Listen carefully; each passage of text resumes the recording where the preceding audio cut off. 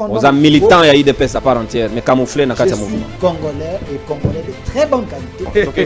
Bah mon balbara motora pour la gena zongo bala mokote. Yo za moto yo ya makele na plateau. Omoni ko mi bomba ki moko kite OK kaka. Na lingaki na informer na ba kongomani que prophétie oyo Roger Mbaka uti. Mbaka te yo. Tikada silisa. Bayoki. Mbaka. Non bongisa non. Ayebake tango balobelaka tata mokonzi ya ekolo. Balobelaka na légèreté wana te. Le lundi oyo. Lundi ya le premier oyo. Na kozela Roger Mbaka a fait prophétie. Dans la fois c'est à tata locala. On a yebisé qu'on ne joue pas avec la personne de Félix Antoine Tshisekedi. Na lobi boye. Je suis hein, on lobi. Mbaka nde na lobi boye. Roger Mbaka nde représentant.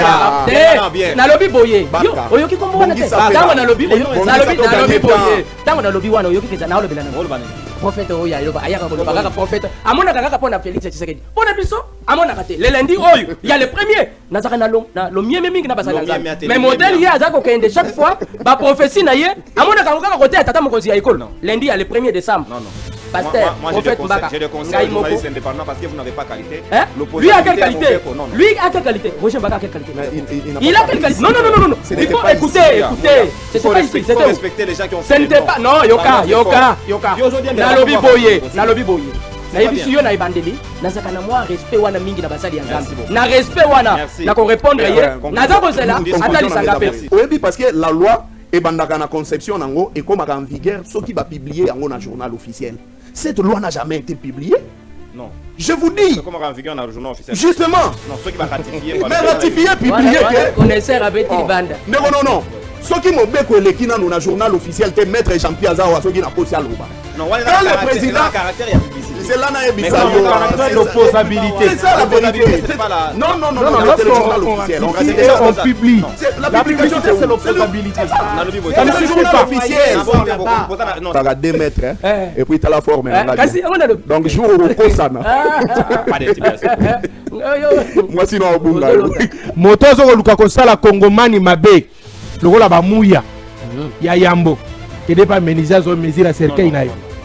Mon frère, quand lui a dit tu sais pas non aussi pouvoir c'est là non opposition sangana misala il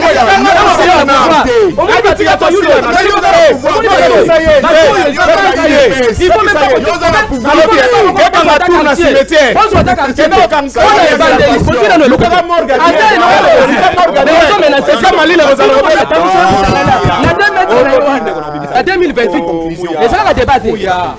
non, s'il vous plaît. 2028.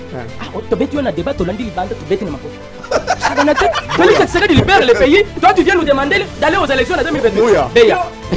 Attends, vous savez, cette fois, ça ne sera pas les coups. Sous Kabila, il y avait Luzo Lobambi qui disait il y avait près de 15 ou 16 milliards. Oui, ça là qui. Et Kokima. Mongo wana ezali ko kende wapi est-ce que bobenga Luzo Lobambi boba que non la kisa biso côté mbongo ezali kende parce que akomaki motomoko akomaki dangereux pour na régime na bango Luzo Lobambi balongola ministre ne balongola lingete balongola ministre. Oui, bien na Sarabino na Congo oyo les malheurs c'est que na mboka na biso toutes les institutions de Tshisekedi baza tremper kana moyi alongo akena goma akeko visiter centre de formation comme qui. Est-ce que tous ça ba congolais tous ça ba congolais est-ce que tous ça comprendre makamuto loba est-ce que tous comprendre sika mboka zo kende toté. Au-delà de tout, on cause la pro Kabila, pro Faïlou, pro Tshisekedi, pro Sogini, mais le Congo est à nous. Défendons d'abord le Congo. Merci. Tout le monde sait que Nanga n'est pas seul, que Nanga est entouré de Rwandais, Nanga est entouré de Burundais, Nanga est entouré de Ougandais, oh Yamabe, il y a mauvaise qualité, oh Bazana Bakop. Ils sont là. Nous tous nous le savons. Mais vous refusez, il y a quoi la vérité. Vous dites que Tshisekedi a comprendre accord. Je n'arrive pas à comprendre. Na tuni de Koplori, il y a tant qu'on va maloba. Bango ba signaka accord. Oh remoti banda signaka. CNDP accord wana. Abimi c'est la biso ango nyonso mobimba. Est-ce que les katana RTNC, est-ce que bato batanga yango to accord wana ezali oyo réellement oyo ba signaka. Ndeko Félix Tshisekedi Chilombo. Na baluba balubaka wa manya.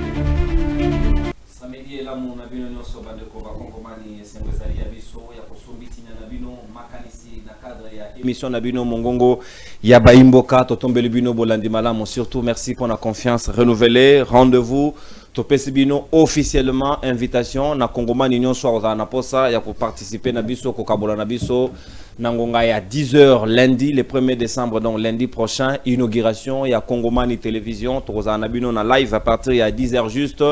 Toko lancé toko katariban invitation primaire to réserver les moko ya ba précurseur ya Moussala Nabiso, celui qui fait aussi la fierté de ce travail.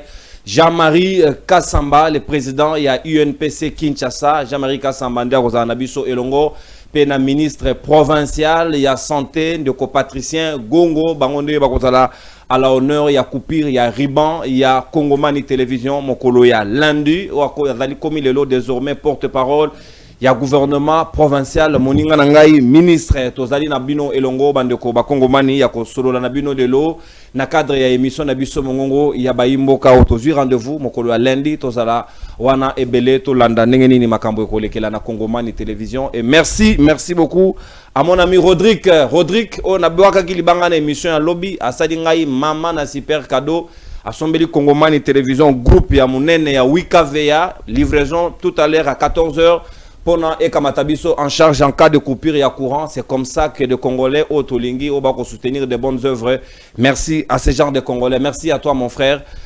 Droit au cœur Natondio Botondi. Sikawa Manakanabiso Toko Beta Lisolo na grande sœur chérie Yado Dorine Mama Congo Oazai Nabiso na 4 installation ya Kongomani télévision avali ko assister biso a outil tout droit vers la Belgique. Moutapesa Jean-Pierre Biloko Rolia mais sans facture na poto Azanabiso Elongo. Sikawa Nini otoko sombiti na bino en termes ya actualité mokolo alelo président ya SID Martin Fayulu Madidi auti ko sala tweet na yemoko o azali ko senga Félix Tshisekedi a justifié topé a démontré oyo ezali ba corps d'intégration économique o ye na Rwanda ba signé na Kuku na Washington ezali nini ezali koloba nini est-ce que ça ko brade kita ya mboka topé zali ko sa lolenge kani réponse du berger à la bergère présidence de la République répondre babi accord wana ezali moto ateki mboka ezali te quiconque veut lire akoki ko ndokotanga yango ezali place nini est-ce que Félix Tshisekedi joue au cache-cache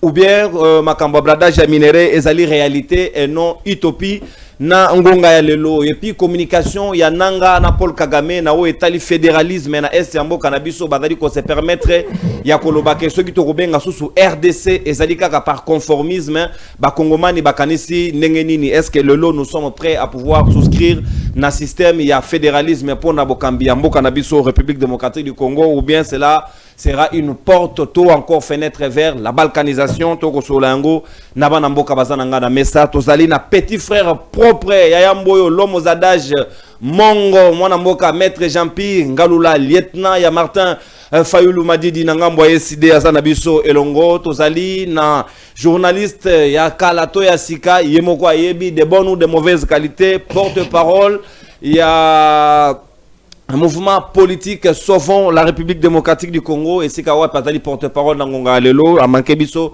mangonga molai bolobaki to suspendre to suspendaki to lever suspension azongi ndeko Delphin Kasongo azali na biso elongo peto zali na Papi Mouya moko ya bayi lieutenant ya Augustin Kabuya communicateur ya président de la République moko ya bayi DPS azali ko rejoindre biso na minute ezali ko ya peto zana responsable ya communication ya Kabila Forever ndeko Flori Bea moko ya bayi lieutenant ya opposition il y a souvent le Congo, tout souvent la RDC, il y a Joseph Kabila Kabange, Azanabiso, Namesa, il y a Mongongo, il y a Baimboka, il y a Mokolo Alelo, Nabango, Mine Inde Tokoso, la Natina Nayango, Bostilité Nangambo Yandeko Delphin, Mbotenayo, porte-parole, il y a souvent la RDC, tout souvent le Congo, défendons plutôt, voilà, comme un mouvement Nabino, défendons le Congo, et c'est qu'on posali porte-parole, Oyo Kilelo, Martin Fayol a dit qu'on exigeait na Félix Tshisekedi et Sengeli Naye a publié na journal officiel où ezali ba teneur ya ba corps oya signé accord d'intégration régionale na Rwanda na o etalin kitambo kana biso poto yeba nino ba Kongomani ba perdre nino ba Kongomani ba gagner. Est-ce qu'il n'est-il pas en droit de le faire? Merci Ndeko Nono. Et puis nazakana esengo mingi tango binga ngana émission oyo ezali émission ba Congolais balanda rebelle ba autorité balanda rebelle petit peuple basé belé balanda émission oyo mais je vite compris que vous-même l'arbitre, vous êtes déjà penchant. Au niveau côté na camp, il y a ennemi de la République. Non, Nabosa na gilimbi sangana na penchant. Oza défendons le Congo. Je précise. Ils allaient faire dessin. Et je confirme sur ce plateau, au salon on a mauvaise intention. Ah. Pour être détourner l'opinion. Ngai na ko kine na camp na batana beta. Quand des rebelles, des voleurs, des gens qui énervent la loi, na sauver le Congo. Ba ko sauver ni ba sa bébisa Congo. Nous sommes dans les camps où ils allaient à défendant le Congo. Le Congo n'est pas à sauver. Le Congo est à défendre. Voilà pourquoi Maître Oscar Mobiaï, il a créé ce mouvement où ils allaient apolitique. Pour ça, micro na open pen. Mouvement ils allaient apolitique. Pour ça, open pen c'est important pour nous porter décibels. Malobananga ils allaient comment? Non, non, public indezo senga on a commentaire c'est que mouvement ils allaient apolitique. Ils allaient défendant les Congo sur base de l'article 63 de la Constitution. Et ça parti politique était ndengo sala kango siamane bandeli. Batu ba mona ete na kombi na parti politique te. Bana ils allaient défendant. Aux militants ya IDPS à part entière mais camouflé na kati ya mouvement. Congolais et Congolais de très bonne qualité qui défendent selon toi-même sur base de l'article 63 de la Constitution. Où ils ont coupé sa dignité na Congolais nyonso akokana ko défendre mboka na ye. Na yango nde mouvement oyo défendons le Congo et Botami. Pourquoi il faut défendre le Congo? Le Congo n'est pas à sauver, le Congo est à défendre. Pourquoi le Congo est à défendre? Parce que Batu Oyo, Bakena mouvement ya ba anti-patrie, Oyo ba sangani ba rebelle, ba miyibi, ya mbongo l'État, ba criminel économique, ba zade bele ba sangani, ba créer les sangana ba lobi sauvons le Congo. Non, ko sauver le Congo parce que bazana pour ça ba sauver ba bien à Bango. Ba sauver biloko ba ibaki, ba sauver ba carré minier. Oyo l'État récupérer qui ba titre minier ba pesa illégalement na ba individu na ba escroc na ba tout moko bazana Afrique pour être ba ko kana ko batela buzoba ya ba o ba sala na Congo. Et nous disons parce que ces gens pensent qu'ils vont sauver le Congo par les dialogues. Ces gens pensent qu'ils vont sauver le Congo par les arts. Ces gens pensent qu'ils vont sauver le Congo, n'a pas communicateur, va aller co-instrumentaliser avec des billets verts, des bas créer souvent le Congo. Non, parce que ces gens vont exiger dialogue, vont exiger sans condamner l'ennemi, sans pointer du doigt bateau au Congo. Et ces gens pensent que le discours en débat va sauver le Congo. Non, le Congo est à défendre parce que ceux qui toquent na bajar ba dialogue au wana, toquent na bajar ba pour parler au wana, sans koyeba nini toza koluka, toi ko sauver Congo te toi côté ka Congo.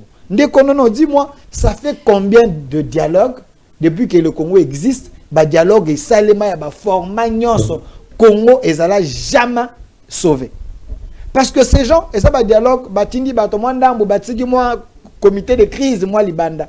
O ba koti tango ba kota kona bazu ba interro batikala ki libanda ba lo biso pe bongito bo créer sur ba deuxième dialogue. Non, c'est le moment qu'il faudrait tout qu'on défendre le Congo. Ou évitant défendre le Congo. Ou na bokasi na nyonso. Ou telemi ou arracher Congo entre les mains ya batu oyo bazala ki ko gérer Congo na sous-traitance. Et le Congo wana ezongeli ba Congolais. C'est alors entre nous, nous pouvons maintenant penser à un dialogue sincère, vrai, entre les vrais Congolais, les Congolais patriotes. Mais quand tu dis vrai Congolais, tu fais quel non, quand je parle... Tu dictes quel critérium, voilà. Et comment ça se passe, quel est le tableau, qui a les pouvoirs, l'une de raison, les vrais, les faux. L'une de raison, il y a des Congolais de bonne qualité et de mauvaise qualité. Parce que les dialogues qui se faisaient auparavant, ils avaient causé des Congolais de mauvaise qualité. Pourquoi on a vu de mauvaise qualité? Des Congolais de papier, des Congolais sous-traités, des Congolais de mauvaise qualité et des Congolais oyo baza sur papier azali Congolais mais na fond na ye azana am ya Congo te azana bolingo ya Congo te. C'est ces gens-là qui imposaient le dialogue parce que bazaki na ba arme. Yango na lobi oui nous voulons les dialogues mais les dialogues avec des Congolais de bonne qualité. Les dialogues avec des patriotes, les dialogues avec bateau baza ko tombo la bolingo ya mboka, c'est ces gens-là ne to ko vendre to sololi. Mais pour le moment ceux qui ont na sanso bateau na ba ko mabiso ya sauvons le Congo wana. Derrière eux nous voyons des Rwandais, derrière eux nous voyons les Ougandais, derrière eux nous voyons les Kenyans, derrière eux nous voyons la main noire. Comment on peut vous exiger un dialogue avec les gens qui vous maltraitent, les gens qui vous tuent, parce que ba imposer loi na bango de façon que une fois bokoti batiki comité de crise moko libanda après 5 ans 10 ans mais vous signez accord économique au Martin Fayulu a d'aller exiger écoute vous publier yango vous avez tout bradé au Rwanda la cogestion ya ba minéraux na biso ndeko na lien na bango ndeko non naza na posa to tomber victime ya ba congolais de mauvaise qualité na pesi mbote na kulutu Martin Fayulu oyo asala résistance à Bunda côté ya Kondo Tshisekedi mais oyo azali manipulé azali manipulé na bateau yo bazali ko Martin Fayulu a manipulé non il est manipulé en bon na bateau ba ko linga Congo te qui pouvait croire que le président Martin Fayulu atezalaki na se akuit atezalaki na se envoûtement il pouvait aller signer un papier ensemble na Katumbi na Kabila pour dire que tout compte en un mouvement tout sauver Congo. Mais Martin Fayulu, quand il a compris, écoutez, quand il a compris, quand Martin Fayulu a compris que Kabila en réalité, oh tu sais Azaki n'a raison, Martin Fayulu comme un patriote, il s'est retiré. Il s'est retiré qui peut me battre. Il est allé voir Tshisekedi, à l'objet génération d'Abisso Tokodu qu'on permette des Congos à la balkaniser. Martin Fayulu c'est un responsable. Sans le baguette de génération d'Abisso Tokodu permettre de la balkaniser, c'est parce qu'il avait compris que Bato a signé dans Bango bazali sincérité. Bato a signé dans Bango Simana Bango. Et Zaki plutôt na Bato bazana bolongo balkaniser Congo. C'est par rapport à cela il était manipulé. Mais ici quand Martin Fayulu quand il dit que va brandir accord cadre oyo ba signer to accord économique oyo gouvernement et signé na Rwanda en États-Unis ainsi de suite. Mais le président Martin Fayulu, je sais que c'est un homme intelligent, atanga mingi et puis c'est quelqu'un qui a fait des recherches, c'est un homme, c'est un responsable. Mais il sait que ces accords ils allaient publics. Comment il peut demander un accord public? Un accord public publié où? C'est l'analogie. Yonanga toko vérifier si on a journal officiel les allés. Attendez. C'est quoi les caractères publics? Nalobi accord les allés publics. Comment les opposants arrivent à relever le 8 points dans l'accord cadre? L'accord d'intégration économique signé à Washington et non l'accord cadre signé à Doha. Pas de confusion. Tozo kende malembe. Na bandi na accord cadre, toko matati na ba accord mususu. Nalobi ces accords les allés publics. Parce que si Martin Fayulu a besoin, il y a même la réponse. Il y a la présidence. On le fait qu'ils aient dit public. Mais est-ce que les États-Unis, à Koki Kondima, à la parrain d'un accord, ou à na tiroir? Vous savez très bien que tant le gouvernement congolais n'a pas rendu les États-Unis, et ça qui public, et ça qui filmé. Sauf que c'est que rien ne se cache. Contrairement à l'accord Oyo, Raymond Chibanda signé qu'à cet accord jusqu'à aujourd'hui, tout ce qui est la public congolais, nous avons un accord yango, n'a évité ce qui est aux alangango. Mais on y a sorti ce qui est des accords signés. Et ça c'est la public. Tant que c'est l'ango badeba, tant que tanga point 1, point 2, point 3. Accord il y a bradage, il y a minerai, nabiso, il y a or, exploitation à est. Na lobby. Ozo ba sakima. Ozo ba sakima. Mais déco. Est-ce que, s'il vous plaît, est-ce que vous n'avez pas suivi le porte-parole du gouvernement qui avait dit clairement le point lié à l'accord signé qui na Rwanda. Il avait tout expliqué. Et ça qui nini et banda qui wapi objectif il y a des caractères secrets. Non, mais c'est ça que donc seuls les officiels connaissent pas le Congolais d'où la loi autorise que nul n'est censé ignorer la loi. Je suis pas permis à poser aux questions. Est-ce que tu ne sais pas bisiki sengeli ko kende ko ça la démarche pour mokanda wana journal officiel exact voilà. Yoka est-ce que vous bien noté exact donc ce que dans le journal officiel que donc le ministre il a communiqué ce qu'il a dit c'est journal officiel. Non j'ai dit c'est la bouche autorisée c'est l'une des sources c'est ce que dit la loi. Je parle du ministre de la communication et porte-parole du gouvernement. Oya lobby au nom du gouvernement ça devient une source officielle donc Oya lobby Zoyango, le rôle la source officielle, on connaît qu'on exploite ango. Aux journalistes, qu'on tombe dans le piège à opposants. Pour dire à présent Martin Fayulu, il a le droit comme Congolais.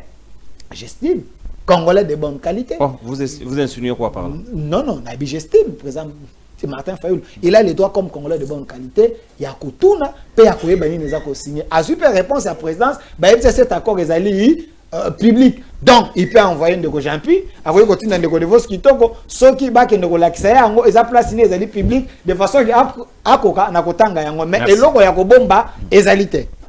Merci beaucoup. Natondi Oboton du Monamboka Delphin Kassongo. Maître Jean-Pierre Ngalola, SID, Binonde Bozali, auteur ya communication, Oyo, président Martin Fayulu, Wautiko Senga, na Oetali Mokonzamboka na bakor na Zali Kosine na Rwanda, Esengeli Bakongomani, Bayeba, Potokwe na Makamba Ore, Wolo ya Sakimate, et comme seul bouche à ministre, comme journal officiel, si c'est substitut, tant mieux pour lui. Est-ce que vous insinuez quelque chose pendant ces accords? Est-ce que vous pensez de le faire à lobby?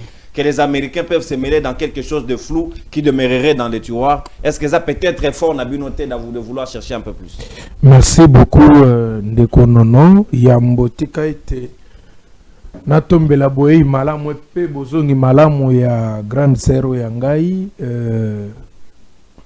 mama Congo, mama wa Afrika, ndenga na sepelaka mingi kobenga ye ya Dorine la grande dame Kimbukusu. Kibukusu yaya ya bana ebele. Non, yaya na biso me yenda yamba yo. Yaya ya bana ebele. Na bi déjà yaya ya bana ebele. Na yo nanga to na yo yesima. Ko welela kayete. Papa, kamoni. Après si to ba msusu ba gagner to gagner ka. Akombe yaya babe. Akomi yaya ba libo yekuta kabola rate o mungala mukongo muluba bino no so baleki na. Très bien. Merci beaucoup na grande sœur. Alors, tokende na lombango ndeko. Bitango toyaka wa tokimi ba embouteillage ba potopoto ezubiso na nzoto poussière ekoti na monoko to sokoli maya mabulu poto za na maya komelate otambola monoko polele kasi bongo poussière ekota pe na zolo tende ko na ngai na onzela pe okanga monoko wa baba te makambo pe ya Kongo yo koleka na wapi oza kokanga monoko ofuza obligé kofungola ka monoko donc to lati ba bilamba peut-être non repassé ou to repasser na ba faire makala. Mais quand nous venons ici, par moment, tu es barapeke, bato yo, toko lobela lelo, mingi dans la plupart des cas, ndeko nangai delphin, basi bazwa nyonso biso dozo koluka tozala nango lelo. Ngana ko ebisa yo. Oyo Martin Fayulu aza nango lelo, po yo zo yango ba siècle na ba siècle. Donc, tout comme aujourd'hui, de même après Ngaï, Zala Kimia, oh papa. Zala Kimia na olobana yo. Zala Kimia ngata na olobana barano Zala Kimia. Na yebi pourquoi na ba Zala Kimia. Hier ko manqué botosi na président élu Martin Fayulu Madidi na miso na bato. Ako ka sonité, ako kamata koloba ete Martin Fayulu azali manipulé. Non jamais. Martin Fayulu n'est pas manipulé. À côté la peut jamais cause à la manipuler. Martin Fayulu du côté du peuple. Oh là tagazaga oya c'est parce que Martin Fayulu a na bon. Soka ki na bon mo itende lelo to yebite Kongo ngo bonga bozana ngo wapi. Donc ça na mo botosi il n'a jamais été manipulé. OK? D'accord. Yami bale to kei na mokonza ndengo lobia wa likambo na accord. Yango accord to ko senga lokola buko lupangu ya lupangu abato bandundu to ba Kongo to ba Kasaye to ndengeni. Accord, quand on dit la publicité, c'est ça la notion des accords. Lorsqu'on signe un accord où on veut signer, publiez ça. Publiez ça. Allez au journal officiel aujourd'hui. Mettez à Google Naïwan. Est-ce que Zali, accord d'intégration économique, tel Angouane Zali, Zalité. Et pourquoi la question, il fallait que la Martin Fayulu et si tu publier. Mais nous, on a vérifié, va publier nulle part. Qu'est-ce qui se cache derrière ça? Pourquoi vous ne voulez pas faire publier ça? La moindre des choses, c'est de faire Bokena RTNC, Batangi Yango Mobimba du début jusqu'à la fin. Nous ne voulons pas, nous, dévoiler ce qui est à l'intérieur. Pour ne pas scandaliser notre peuple. C'est ça, c'est que nous ne voulons pas. Mais déjà, nous avons flashé au moquet. Il y a pas qu'accord, on a signé Yango, minéré nous soit Congo, comme tout le monde Kabolon à Rwanda. C'est ça. Na yebite kimia na mboka na biso na ba minere na biso bakutani wapi areni neke ko sangisa ba conflit oza nango na ko kendo ko hypothéquer ba minere na biso. Il y a quel rapport? Il y a aucun rapport. Minere à Congo ezali bien ya IDPST. Ndenge na lobaka na bino constitution ya Congo ezali charte ya IDPST. Ezali bomengo nzambe apesa na mboka po vivre na yango ezala malamu bokoki ko hypothéquer yango te na kati accord wana balobi toloba na lingala parce que français nde yango bozokosaka bato balobi boye diamant na biso to bana ko gérer on a ba Rwandais cogestion congestion benako Yankita na ba park nyonso na ba nyama na koyo ko ndire sango balobi même basi na biso to bana ko gérera bango na bango non ça vous na zo bana yo kate yo ponika basi kasi ba fongolela biso to yeba ta musu bana pe bazate na kati to na basi tamba tena ba nyama nyonso y compris na bo bambo to zakana na ndako tout to kwando kabola na Rwanda. Mais écoutez, est-ce que Kasongo tu n'es pas au courant que bazo ko hypothéquer à venir na biso biso lokola bilenge to ko tikala na nini ya malonga. Dites-moi, moi je me demande depuis très longtemps. Vous savez pourquoi Martin Fayulu a exigé? C'est parce que Martin Fayulu a une information au Tshisekedi Azana côté. Parce que Tshisekedi a une information, il a une musala na quoi faire. Mais le président Martin Fayulu a vendu un ngonganyo sur la nélani les autres manekolo parce que il se constitue en partie civile contre les criminels au bino bozali. Ndeko, c'est un révélé. À part accord ou un accord de l'obéta du sol. Au sotanga projet accord ya Doha. Sotanga ngolé la tende ko non. C'est encore un accord que tozo senga bino, bobi misela biso accord wana. Yo kana na flasher au muke pourquoi tozo senga. Par exemple, nazo exemple muke, na accord ya Doha ba ko signer na projet accord ya Doha. Accord cadre té. Na projet asuka projet final. Quand vous lisez l'article 8 na accord wana. Balobi le M23 au monde le territoire bazo occupé gouvernement ndimi kotike la bango ba geraka yango pendant 5 ans renouvelable. Mais l'accord cadre ba relever déjà que c'est une gouvernance participative. Gouvernance participative. Batunyo so ba sangana y compris na bango y compris na bino. N'est-ce pas ça la balkanisation en Burkina Faso? Et puis batona balobi élection banda ko salema kuna na article 6 na yango na projet wa. L'élection une année avant, c'est-à-dire en 2027, on va saler l'élection, après on va partir. Toutes les autorités qui occupent là-bas, et comité voyez-vous ce qu'on est en train de vous dire? Donc, parce qu'on a le local à modèle, quand on voulait parler, non, ce qui vous allez dans la réflexion, parce que nous, quand on commence à exiger ça, c'est parce que tout le monde sait que la commune il y a infraction à haute trahison. C'est ainsi que tout le procureur général, après la cour constitutionnelle, a dit à la réquisition, à Senga, deux chambres à parlement et se réunir, on a une immunité. Il y a des choses pour que Azala poursuivable pour la haute trahison. Parce que là, on a reçu la lecture rebellité. Allez lire l'article 56 de la Constitution. Lisez l'article 57. Lisez l'article 63 alinéa 2. Lisez l'article 166 de la Constitution. Vous comprendrez que Makamona Kolobanayo Lelo, tu sais que de Ali Mukangami. C'est un prisonnier en liberté. Parce que Babylone, comme vous signé, c'est comme si vous signez. On dit bien en famille, il y a famille à IDPS et vous voulez bobo bandako kabolango. Et quand le président Ali Martin Fayulu m'a dit des autres qu'on rappelait bien à l'ordre, Yozol Bazali manipuler. Manipuler, c'est-à-dire quoi? Moi, ça m'a fait très mal un jour. Le professeur le docteur Manzila, cadre monnaie est parti na biso. Alors bananga le Jean-Pierre, je te dis vrai. Ngana tamboli mokili nyonso ya monde sans être politicien. Nasali nyonso ya rosala. Nazana bandako tena ba États-Unis. Nazana bandako partout. Mais imaginez pour vous, jusqu'à mon âge ici, nazana kata robunda na kata politique, on se bat pour vous. Moi ni ba Martin Fayulu wana bazo bundande pona bomo ina biso na bana na biso. Pona ya bango bomo basi ba gagner nyonso. Vous comprenez? C'est aujourd'hui ndebino bokomi ko bonga na pouvoir. Ndeti kazaka o latio. C'est parce que ça la jalelo. Nandimite na mosala no normal nga ko zoyango parce que na mosala normal ala la talola nga. Minimiser bato. Na solo babongo pourquoi yo zala kimia. Tango minimiser Martin Fayulu yo lo baté. Nado pexia s'il vous plaît. Hein? Suivez mon regard, nado pexia. Oh regarde nous. Faites très attention monsieur. Ah monsieur. Tango yé a ridiculiser Martin Fayulu awa yo tikiya koloba. O tikiya koloba. Yango na lobi na yo to awa accord za scandale pour nambuka na biso.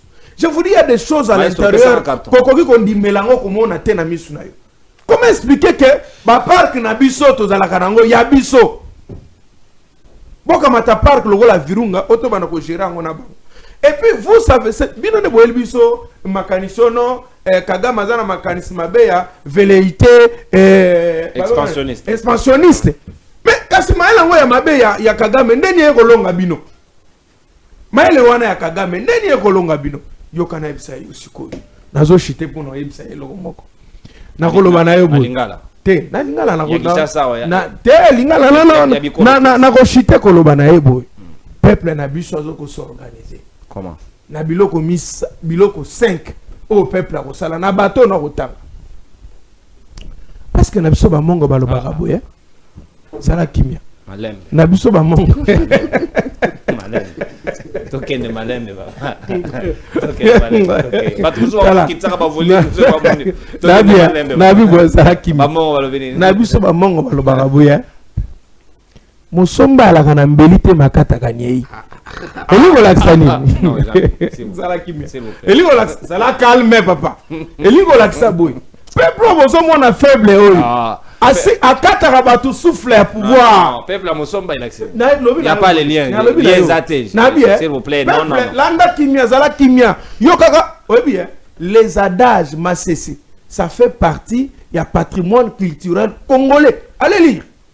C'est-à-dire, on a le banabi, Musomba, azakana minote akana mbelite makata kaka même nyei. Eli ko lakisa nini? Peuple bozo mona lelo faible.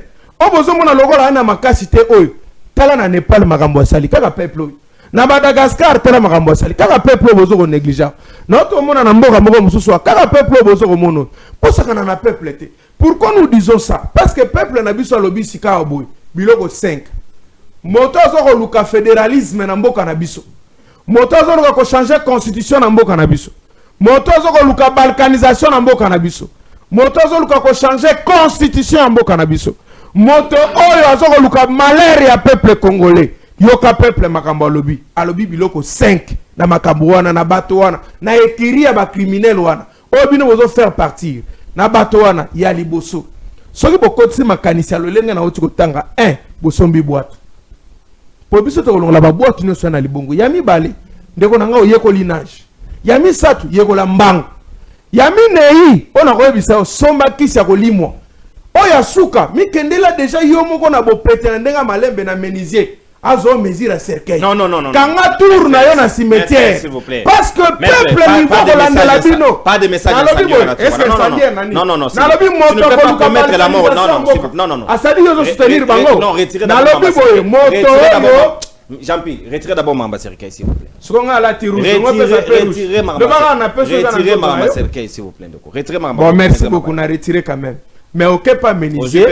Au kangi peut tourner na cimetière. Parce que biso tokoti kabino tende konangai. Souffrance y en a de trop na mboka na biso. Boko tala bumba mbongo bumbale. Tala mbongo bumbale. Merci maître. Tala ndenge bozo teka la biso permis de conduire na manzela nini tozo tambola na. Merci maître. Tala yado azali azo ko assister biso. Tuna ya yebisa libulo ate ya mukebo na poto ya lite. Mende ko chilombo koli na poto. Avandi na poto. Ngana zalaki tieska bazo kata suki bakata ngape suki kuna. Na quoi faire avec kata esuki mais na tuyo na ya donc ta bosse comme on a re signalenga Etienne Etienne oui Etienne azako kata esuki c'est un faux alors vous renseignez tout na ndeko chilombo so yebi Etienne était na matonge salon monene na matonge na pesa ngo moto so ba olanda Etienne akata esuki bonga ebira Etienne comment musuna ebité mais vie Etienne il est très connu parce que akata ba politicien belé suki. Je te dis, comment mon tokola na poto na mboka lolenge wana akoya ko gérer boy. Vous en sonité. Vous ko exiger permis de conduire mais carte d'identité ezalité. Pourtant même machine ko fabriquer pièce d'identité. Merci Jean-Pierre. Donc on ngai. Merci. Accord oyo to sengi na ba député s'il vous plaît. Mosala ba député nationaux yango e monani. Sengeli ba analyser yango. Et sengeli ba député ba exiger avant signature ya accord oyo. Ba député sikabo Aimé Boji. Bino ba député honorable Mabindi Kolobor musala yango emonani bandeko bobenga ministre affaires étrangères bobenga ye bobenga ndeko Chilombo merci merci honorable wana kombo na dango na lobi boy Jean-Pierre honorable bobenga bolandela accord oyo ndeko nono nalo bambango mais bazo koteka venir ngai na merci beaucoup au consommer ta antenne mwana mboka na tondi obotondi sika wa ndeko Floribeya toko kamata yo na nzela ya Singalolonzo na Ibululuku na Manyako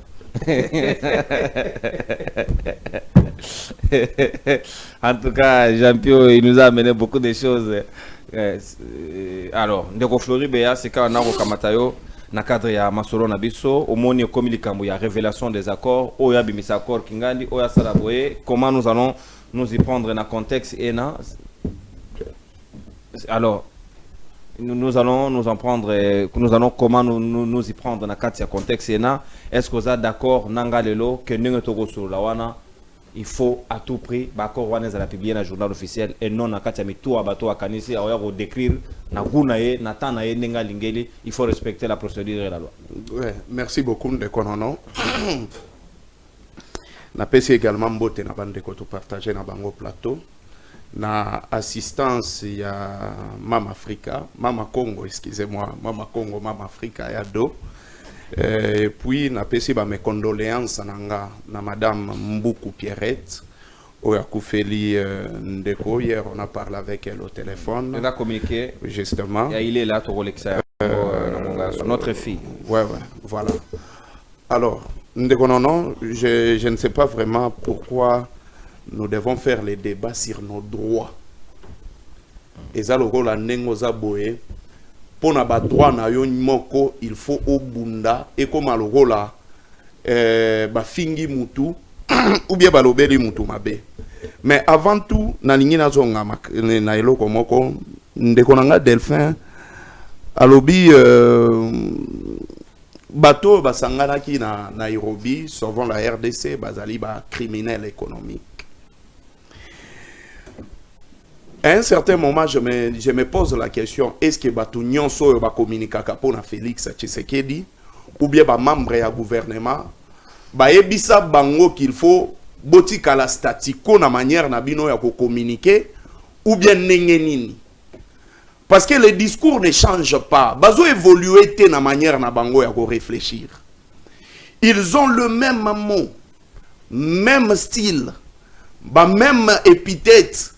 Terme moko ba utilisaka bango nyonso mais oubliant que lelo oyo ba ebisa biso ke IGF azalaki chien méchant, c'est-à-dire afouinaki na batru nyonso et IGF azana liste ya batu nyonso ba détournaki en dehors ya Matata Ponyo projet oyo baloba ya nini oyo ezalaki Bukangalonzo jusqu'aujourd'hui nanu ba pondrate Moutou Moussousso Balobaki qui a détourné à l'époque.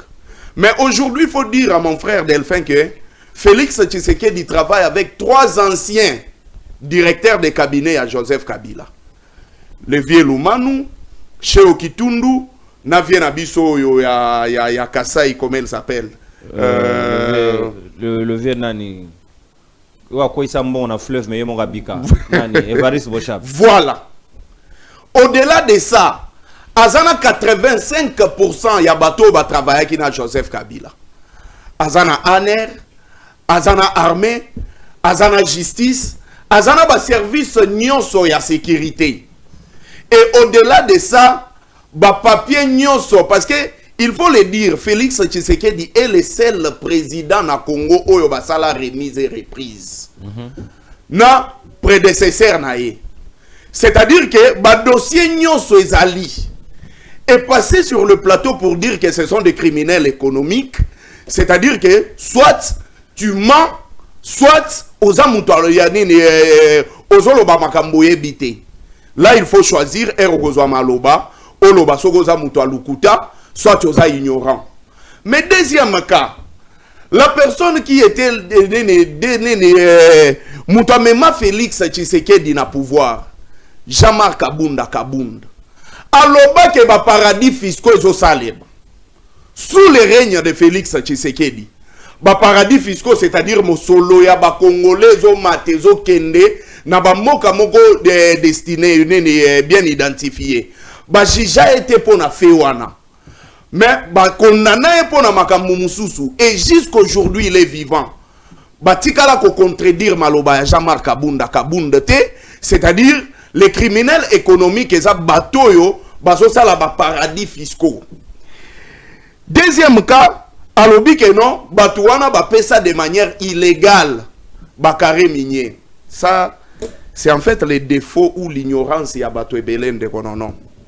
Karim minier, bakare minier nyonso monaka. Ezalaga soit ya Jekamine, soit ya cadastre minier. Ba particulier ba komi nango. C'est là ce que tu expliqué. Yo poko komana kare minier na yo. Mais ça n'a pas processus pour na kozwa yango. Jekamine soit cadastre minier, ba pesaka document moko o ba bengaka permis de recherche. Ce qui va pesi yo permis de recherche, place où ici identifié, c'est-à-dire pendant 25 ans au la recherche wana.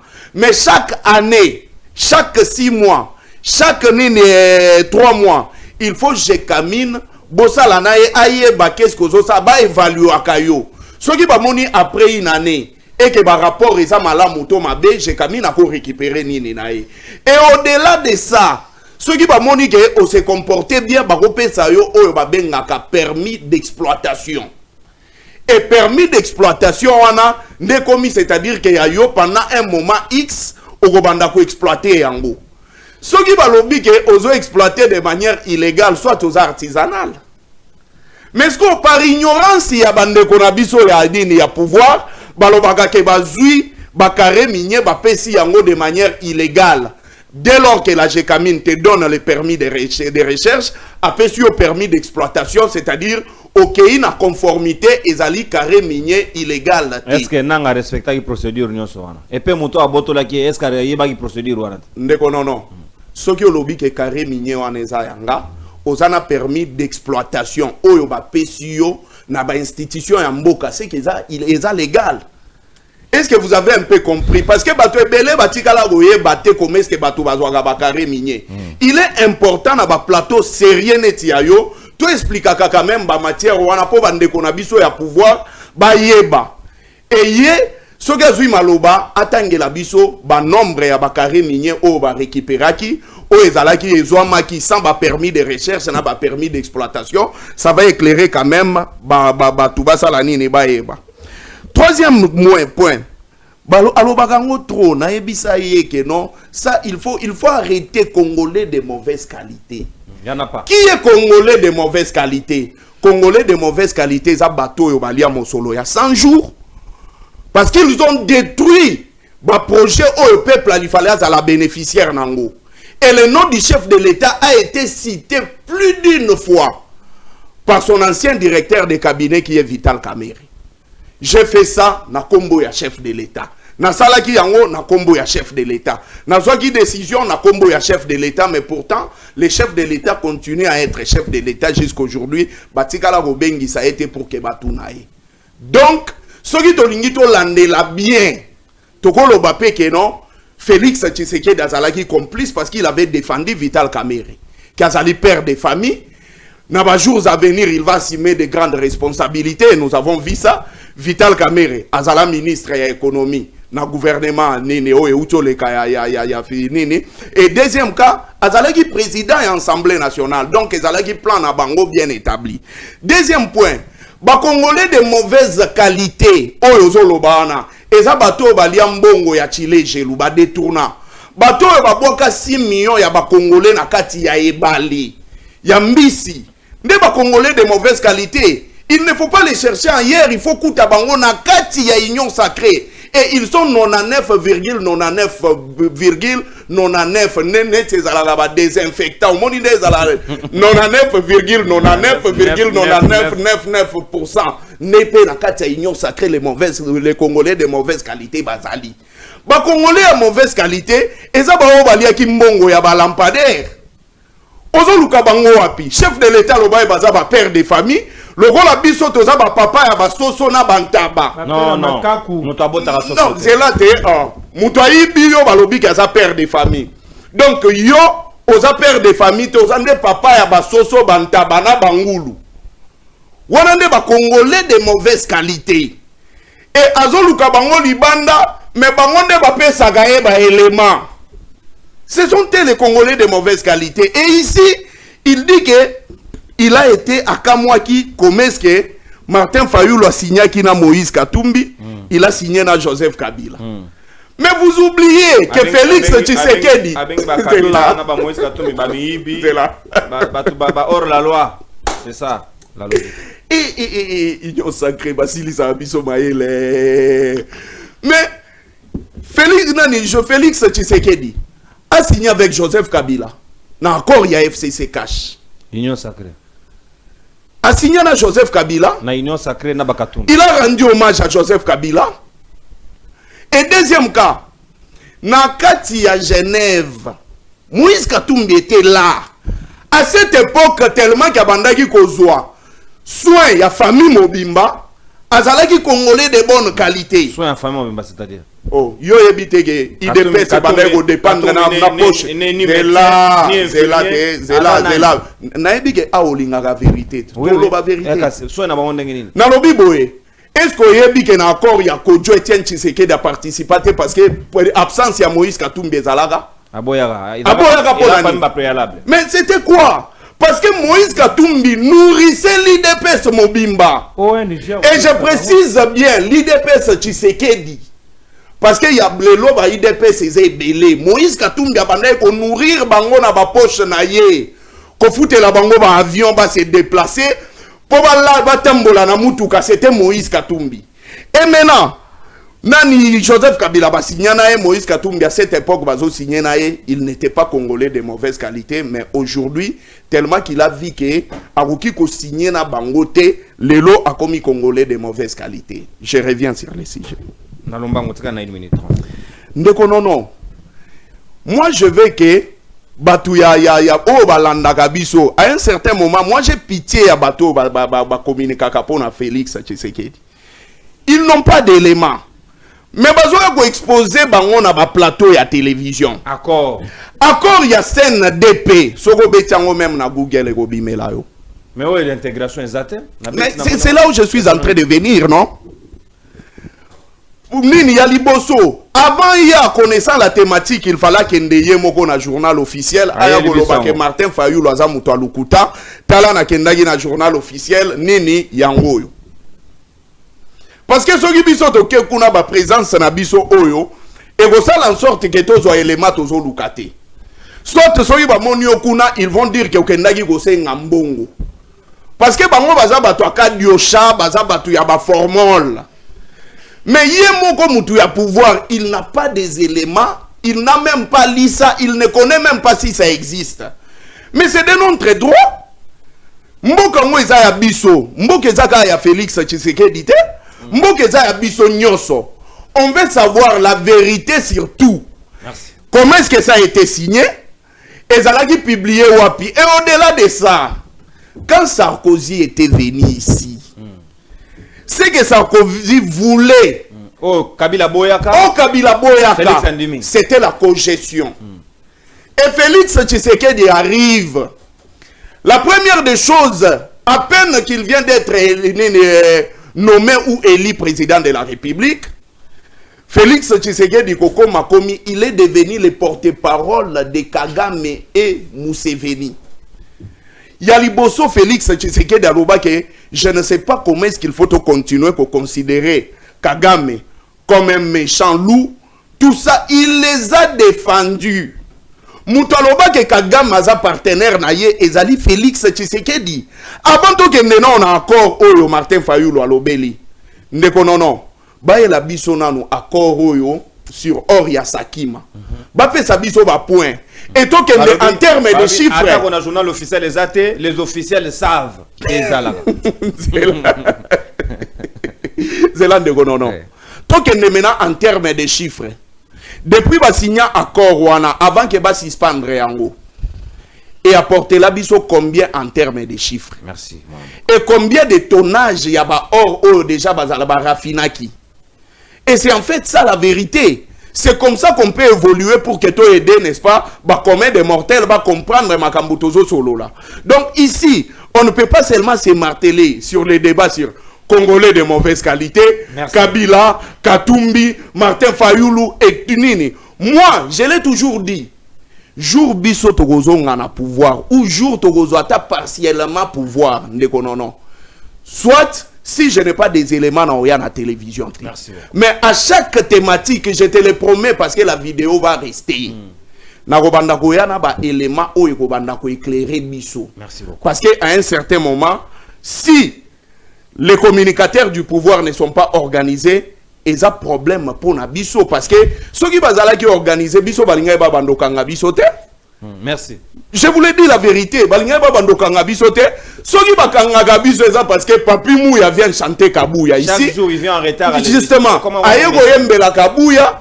Il va venir dire des choses il y a Lukuta. Ceux qui vont recadrer Bango Bamoni qui n'était pas à la hauteur. C'est comme ça qu'on va chercher, n'est-ce pas?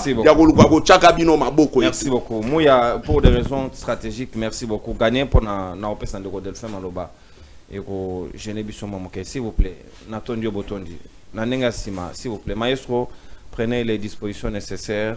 Pour notre solo là, tout son bitina makanisi. Moi, n'amboka ndeko Delphin, n'ako baksa au deuxième tour, n'a pas sipé mouya mbala moto katina ndeko Jampi, mouya rozoma lo bambala moko, parce qu'il a été en retard. Il faut qu'à la sanctionner pour que na partie na bango baye bagso. Il va bengo une émission. Il faut prendre les dispositions de venir à temps. On ne peut pas créer un parti politique pour que l'invité va en retard.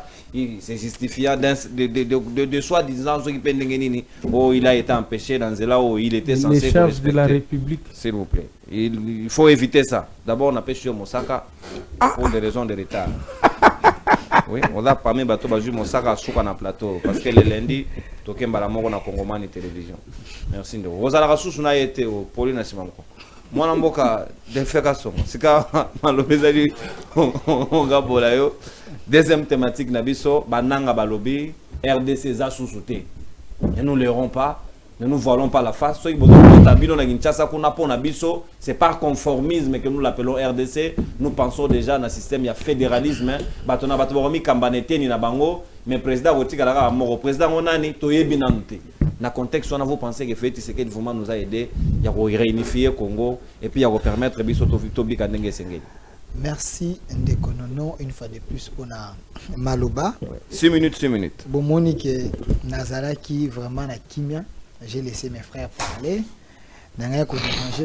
Parce que je passer une émission. Oh, Delphin dérange. Il faut se dire les choses. Oh, mais j'ai préféré tout partager. Tout solo là parce que j'estime que c'est une jeunesse montante et nous pouvons pousser la réflexion. Moussika. Maintenant, bandana, mon frère Flori, il y a Kabila Forever. Il a dit des choses. Mais j'ai retenu quand Ami Balé, mon sous il a divagué. Je n'ai pas compris s'il était sous l'envoûtement de Kingaka ou bien comment, mais dis-moi, j'ai retenu quand Abilo comme Balé.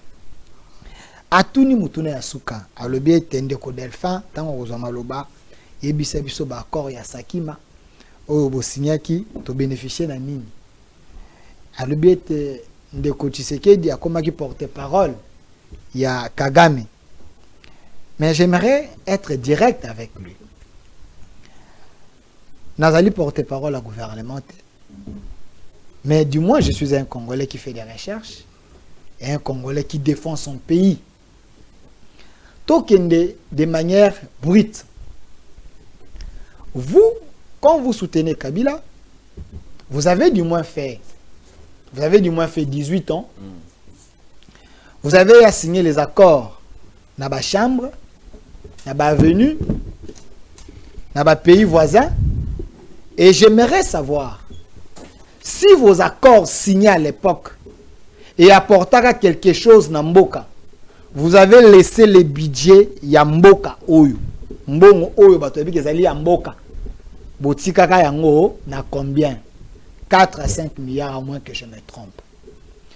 Tshisekedi vient dans moins de 6 ans ou dans moins de 4 ou 5 ans, il y a mandat à Liboso, avec les accords signés et surveillance ou à Tchèque la bonne gouvernance, nous quittons de 4 ou 5 milliards à 16 milliards. On va citer une réforme Moko. S'il vous plaît. En dehors, il y a code minier. Je suis en train. Il y a Kabila Tikaki. Je suis en train. Une seule réforme. Est-ce que quand il parlait, vous étiez non, mais laissez-moi parler. Je sais que c'est un plateau pro-opposition.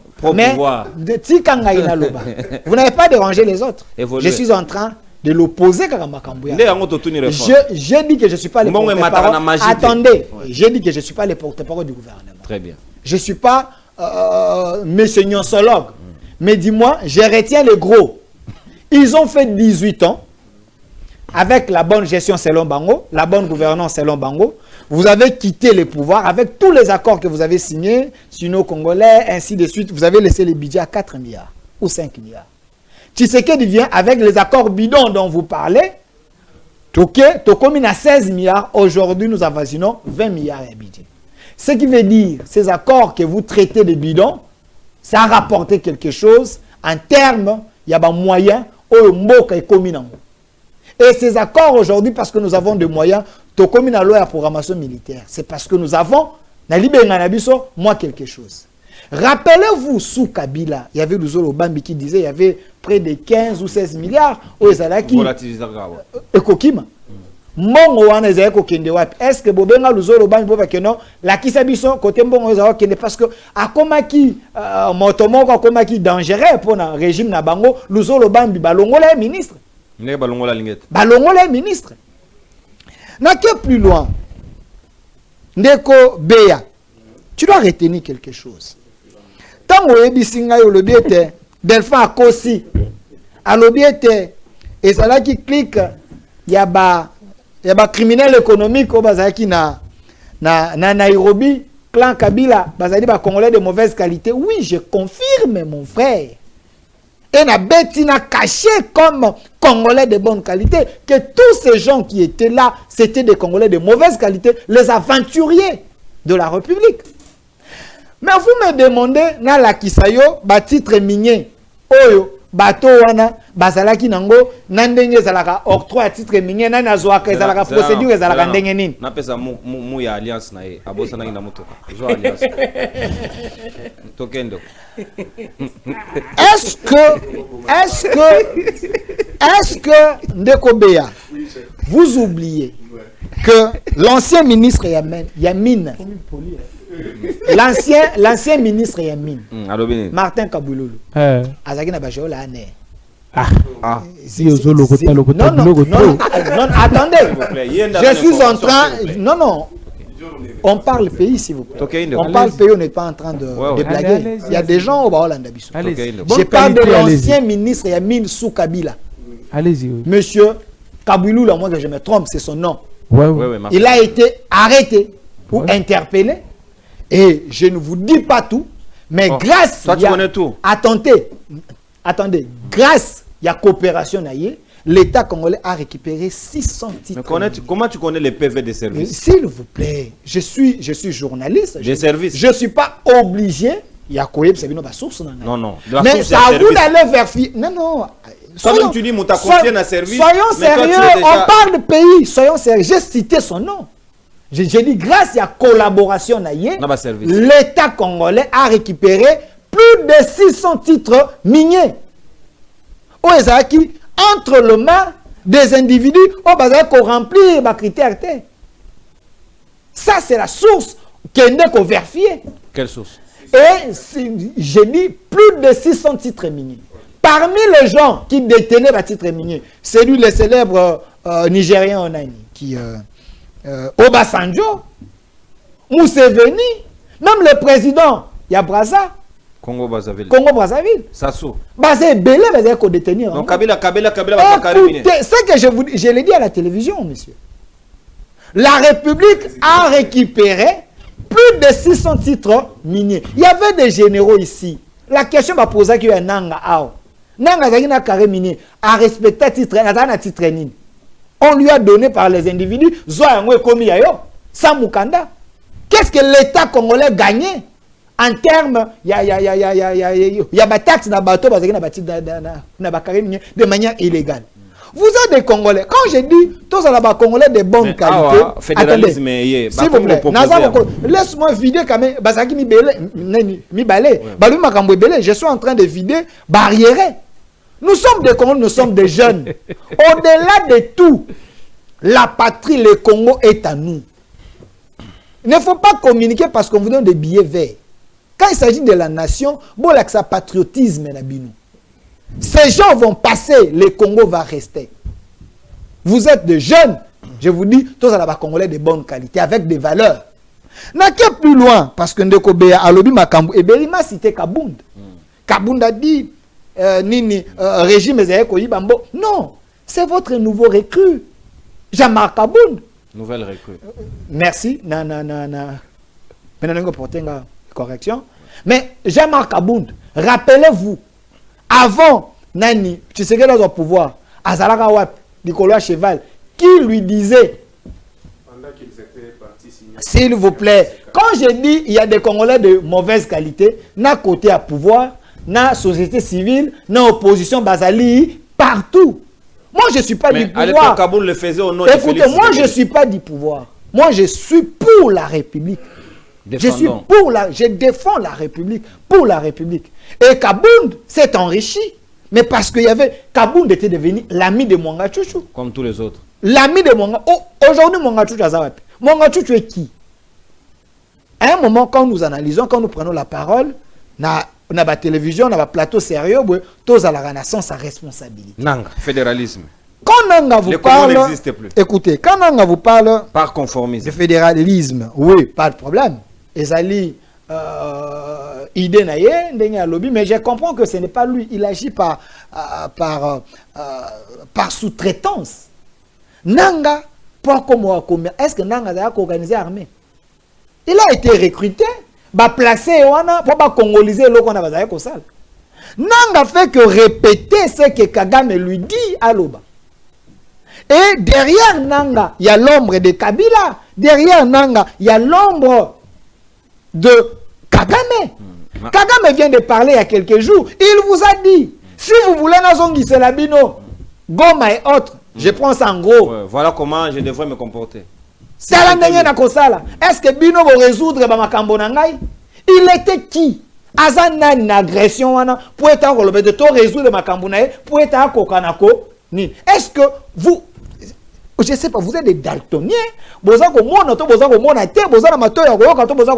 tous les accords de paix que vous avez signés, Nadoa, na Washington, quel est l'accord signé avec Kabila? Écoutez, au nom de la paix. Est-ce que vous savez qu'on peut signer un accord avec Kabila, avec Kagame, sans au moins un visage à Kabila, n'est à Kagame? Pour signer un accord, est-ce que c'est une présence à Motoka qui fait ça? Il peut déléguer le pouvoir.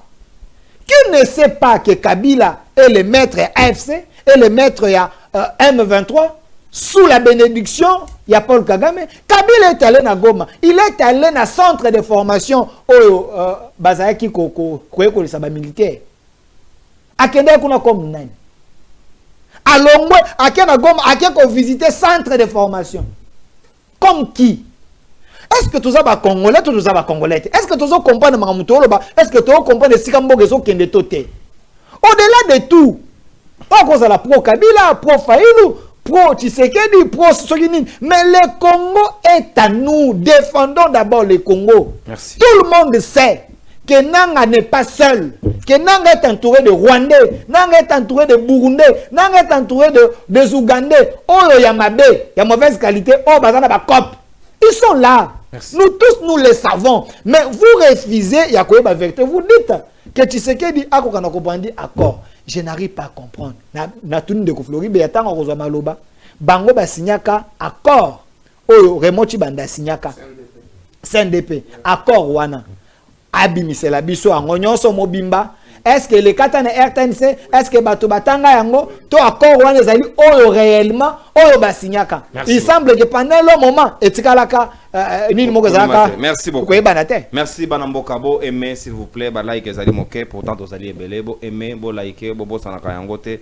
C'est très important pour nous sécuriser l'algorithme na biso tozali na live. Mon Mboka maître Jean-Pierre na kozwa muya si matorosu qui na Floride ya toko ke déjà na suka manaka na biso. Comment yo zali ko réagir face à la déclaration de Nanga au balobi pona bino so ki boza distrait na makamona bino ya RDC biso et tali biso sosote. S'il vous plaît, bon lamba, bon lia, et tali bangote, bango déjà dans la logique du fédéralisme. Donc bienvenue dans le changement de la constitution, topé dans la révision de la constitution, où il faut profiter, bango na, bango balingi bamisael, bami kambe la nazono bango baza sans biso. Yambona tundola, tikana zongela nano nde konangai Delphin, ok. Delphin, alobi na biso alobi ba oute ko récupérer 600 titres miniers. Plus de 600. Plus de 600 titres miniers. C'est quoi les lois ezawapi? Ba pesi banani pe question ezali très fondée. ba récupérer 600 titres miniers lelo ezali wapi ba pesi nani ezo sala nini est-ce que ezali opérationnel to ezali sous opérationnel te bongo lokola kozwa maloba lisusu te okopesa ta na muya akolokota mpona koyebisa biso bongo 600 titres miniers bo récupérer yango mbango mbongo projet tile gelou nde photo rappelaka bino Naram. Mbongo Aram, toi rappelez bino il faut récupérer yango mbongo ya 100 jours faut to récupérer to bisabino mbulu mbulu olobako za olobaki nini olobaki nini s'il vous plaît bana ipene na photo va télécharger Delphin botika biso te pardon l'autre biso pardon olobaki tolebio non Delphin oh s'il vous plaît tolérance s'il vous plaît boloba na ye oh non mais ça c'est pas possible le loba na ye oh bomoni bamongo balobaka moto na pulupulu akendaka jongo mbala moko te yo aza moto oyo ya makelele na plateau omoni ko mibombaki mokoki te oke kaka zala kimi moto na pulupulu akendaka jongo mbala moko te abanga mpe molili te longola aza moto ya dérangement il a chité tika ngai naloba na yo non silana non ndeko na opepo dal ah non yali boso et de bon terme alobi bosa molo yali boso na kotuna yo bongo yo bopesi bumba 81 millions de dollars pour kokire batela sina kobongisa banzela mbongo ezali wapi mbongo oyo bokamata kiawa bobayoko bakisela 16 millions de dollars ezali wapi 6 millions de dollars bopesa ki bomba esali mosalani wana boko kelandela ngote ndeko na ngai mbongo bolobaki ya 0 trou ezali wapi ndeko na ngai oyebi na bisaka bino na Congo oyo le malheur c'est que na mboka na biso toutes les institutions de Tshisekedi bazar trempé kana moyibi bango toutes les 4 institutions de la République nyoso bamiyibi to bani na institution président de la République ne bandelika ya mandat chef de l'état nani directeur de cabinet pa na dossier sali ya moyibi tolongo to na gouvernement deuxième institution mboka na biso est-ce que okite ke bokanga oh nani mwana asuke belé nani na muto nani mutamba vous l'avez eu dans le sale drap on de konanga ya melo bana ete ana likanisi nini non zela vous savez que c'est programme à 100 jours oh minute ozong selanga merci Delphin c'est là Delphin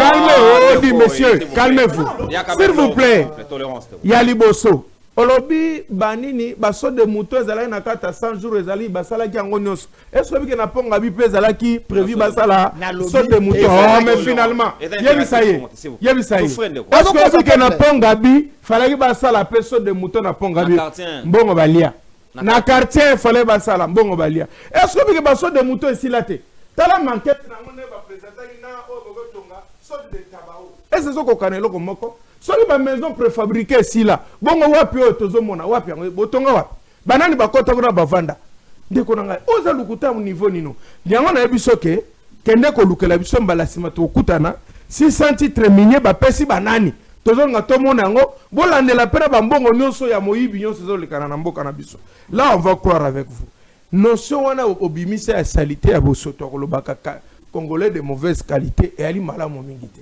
ozoko tuka nationalité congolaise oza mokanga tu es en train de cracher sur l'emblème ya l'état ouais barango est-ce que ouais barango c'est une infraction moko outrage na ba signe étatique ya mboka lokola mbongo pasoli lokola l'hymne national au BBC lokola on peut vous arrêter pour ça ozoko tuka bari congomais ça c'est la nationalité que tu touches quand tu dis vous êtes des Congolais de mauvaise qualité qui est de bonne qualité alors C'est toi qui es. Est-ce que vous savez qu'en matière de bonne ou mauvaise qualité, c'est lui qui ne trahit pas sa nation. Un Congolais de bonne qualité est celui qui ne s'opère pas avec les rebelles. Un Congolais de mauvaise qualité est celui qui ne fait pas avec Nanga. Abimate, pardon, Tikaye. Abimate, ah, Tikaye. Ah, Alinga wale la kende. Totika, tika to. Ah, ok,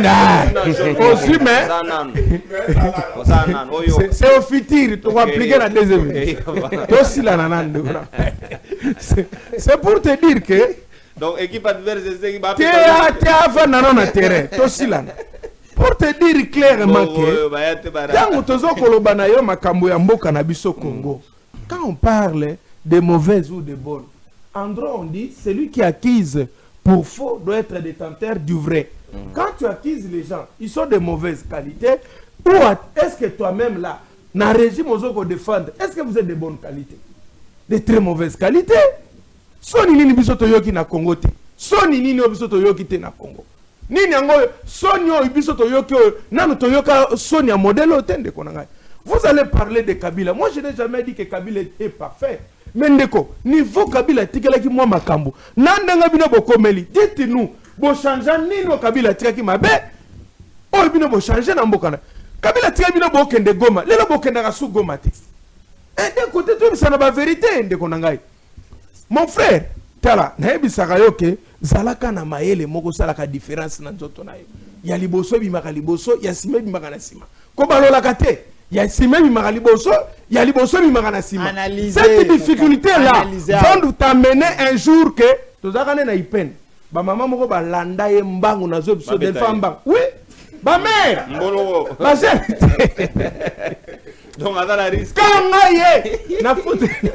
Qualité mabe. Na foute les 10 000 à mon toit Kimi tilelo. Faut évacuer. Mako défendre le régime mabe. Na évacuer. Ba maman na balandi, ba maman Nikolo. Ba senga nyongo na plateau. Tika molimo adanu. Asa famille yango na betaka na lobakango. Na lobakango po yoka societika. Tukena makambo fédéralisme. Wana na sima ko sokola ye. Tukena fédéralisme. Nazali d'accord na nangate. Nazaka d'accord tendenge nanga kenda ko simba mandoki lelo su nazali d'accord tena nanga na likanisi ya mabeo nanga zobimisa nanga na otala na miswa na ebisai na monoko moko balobaka biato mukela kabijibu soke lekani mungu wa mingi bato bakoliate na mboka na monoko mususu balobaka soki tu imena ishila mpala mwaba soki ebota kebele makasa te boti bele mingi etikela ke longi esika na monoko moko balobaka kuja lukasa kupya mukana kolia mbango okozika na monoko balobaka na monoko moko balobaka te batindaka mwana moke na bokila me batindaka mbango te na ndako babote ko simbiseli babe na kati nanga eloko yo zolinga komema na mboka na biso ezali très dangereux. Te mwana batindaka partout mbango mais na chambre baboti kotinda mbango te mwana ozali babe obi position balaleli te nalobi na yo boye ndeko nanga na kotinda wa message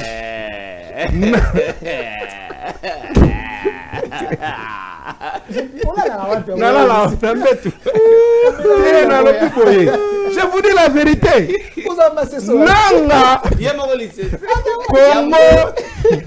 Congo zali ezaloko la mwana kotindi kabiso na chambre mabe olingo kotinda biso to simba touche. Déjà tous une forme unitaire fortement décentralisée qui est la même forme avec la forme du fédéralisme, sauf que les provinces n'ont pas l'autonomie de fonctionnement. Exactement. Mais aujourd'hui, quand tu nous pousses... L'autonomie de gestion, oui. Oui, l'autonomie de gestion. Mais c'est ça. Mais Bazali n'a indépendance, donc Bazali reconnu comme indépendante. Donc, tant nanga ozoko zoli kanisho, nanga na kolobanayo, nanga na bengyo mbala nambala, nanga tikelo kolingosa. Nanga tikalo la makamona yo wana. Congo s'appelle Congo, République démocratique du Congo. Il ne revient pas à Nanga dans changer le nom. Il ne revient pas à Nanga d'entrer dans ce terrain très dangereux. Mais ici aussi l'occasion d'appeler M. Chilombo. Parce que apparemment Ndeko Chilombo aussi, c'est comme si azana GO. Notre golobana yo soit na makambo yo Nanga na Chilombo ba yoka na makambo moko to yoka kate. Parce que imaginez-vous notre tangelo likamona projet ya accord oyo bakosigné na Doha soki ezali likanisi wana c'est-à-dire oyo nanga azokoloba mpe azokokosa te yango nalobi na ndeko na biso Félix Tshisekedi Tshilombo mukulumpa mukubwa mbuta munde nalobi boye nalobi na nalobi boye bokulaka tala mboka na état oyo ezaleli l'unique chose kobikisa biso il n'y a que le dialogue makambo nanga koloa okozongo na masano te zwa yango na ndenge ya malonga parce que ezali makambo moko très dangereux nzambe apesa moto oyo akela ateli na mokili atie nyoka na mokili nyoka oyo ya zamba ndeko nono azali na ngenge oyo ebomaka bato pe ebomaka baninga ne banyama kasi nini okay.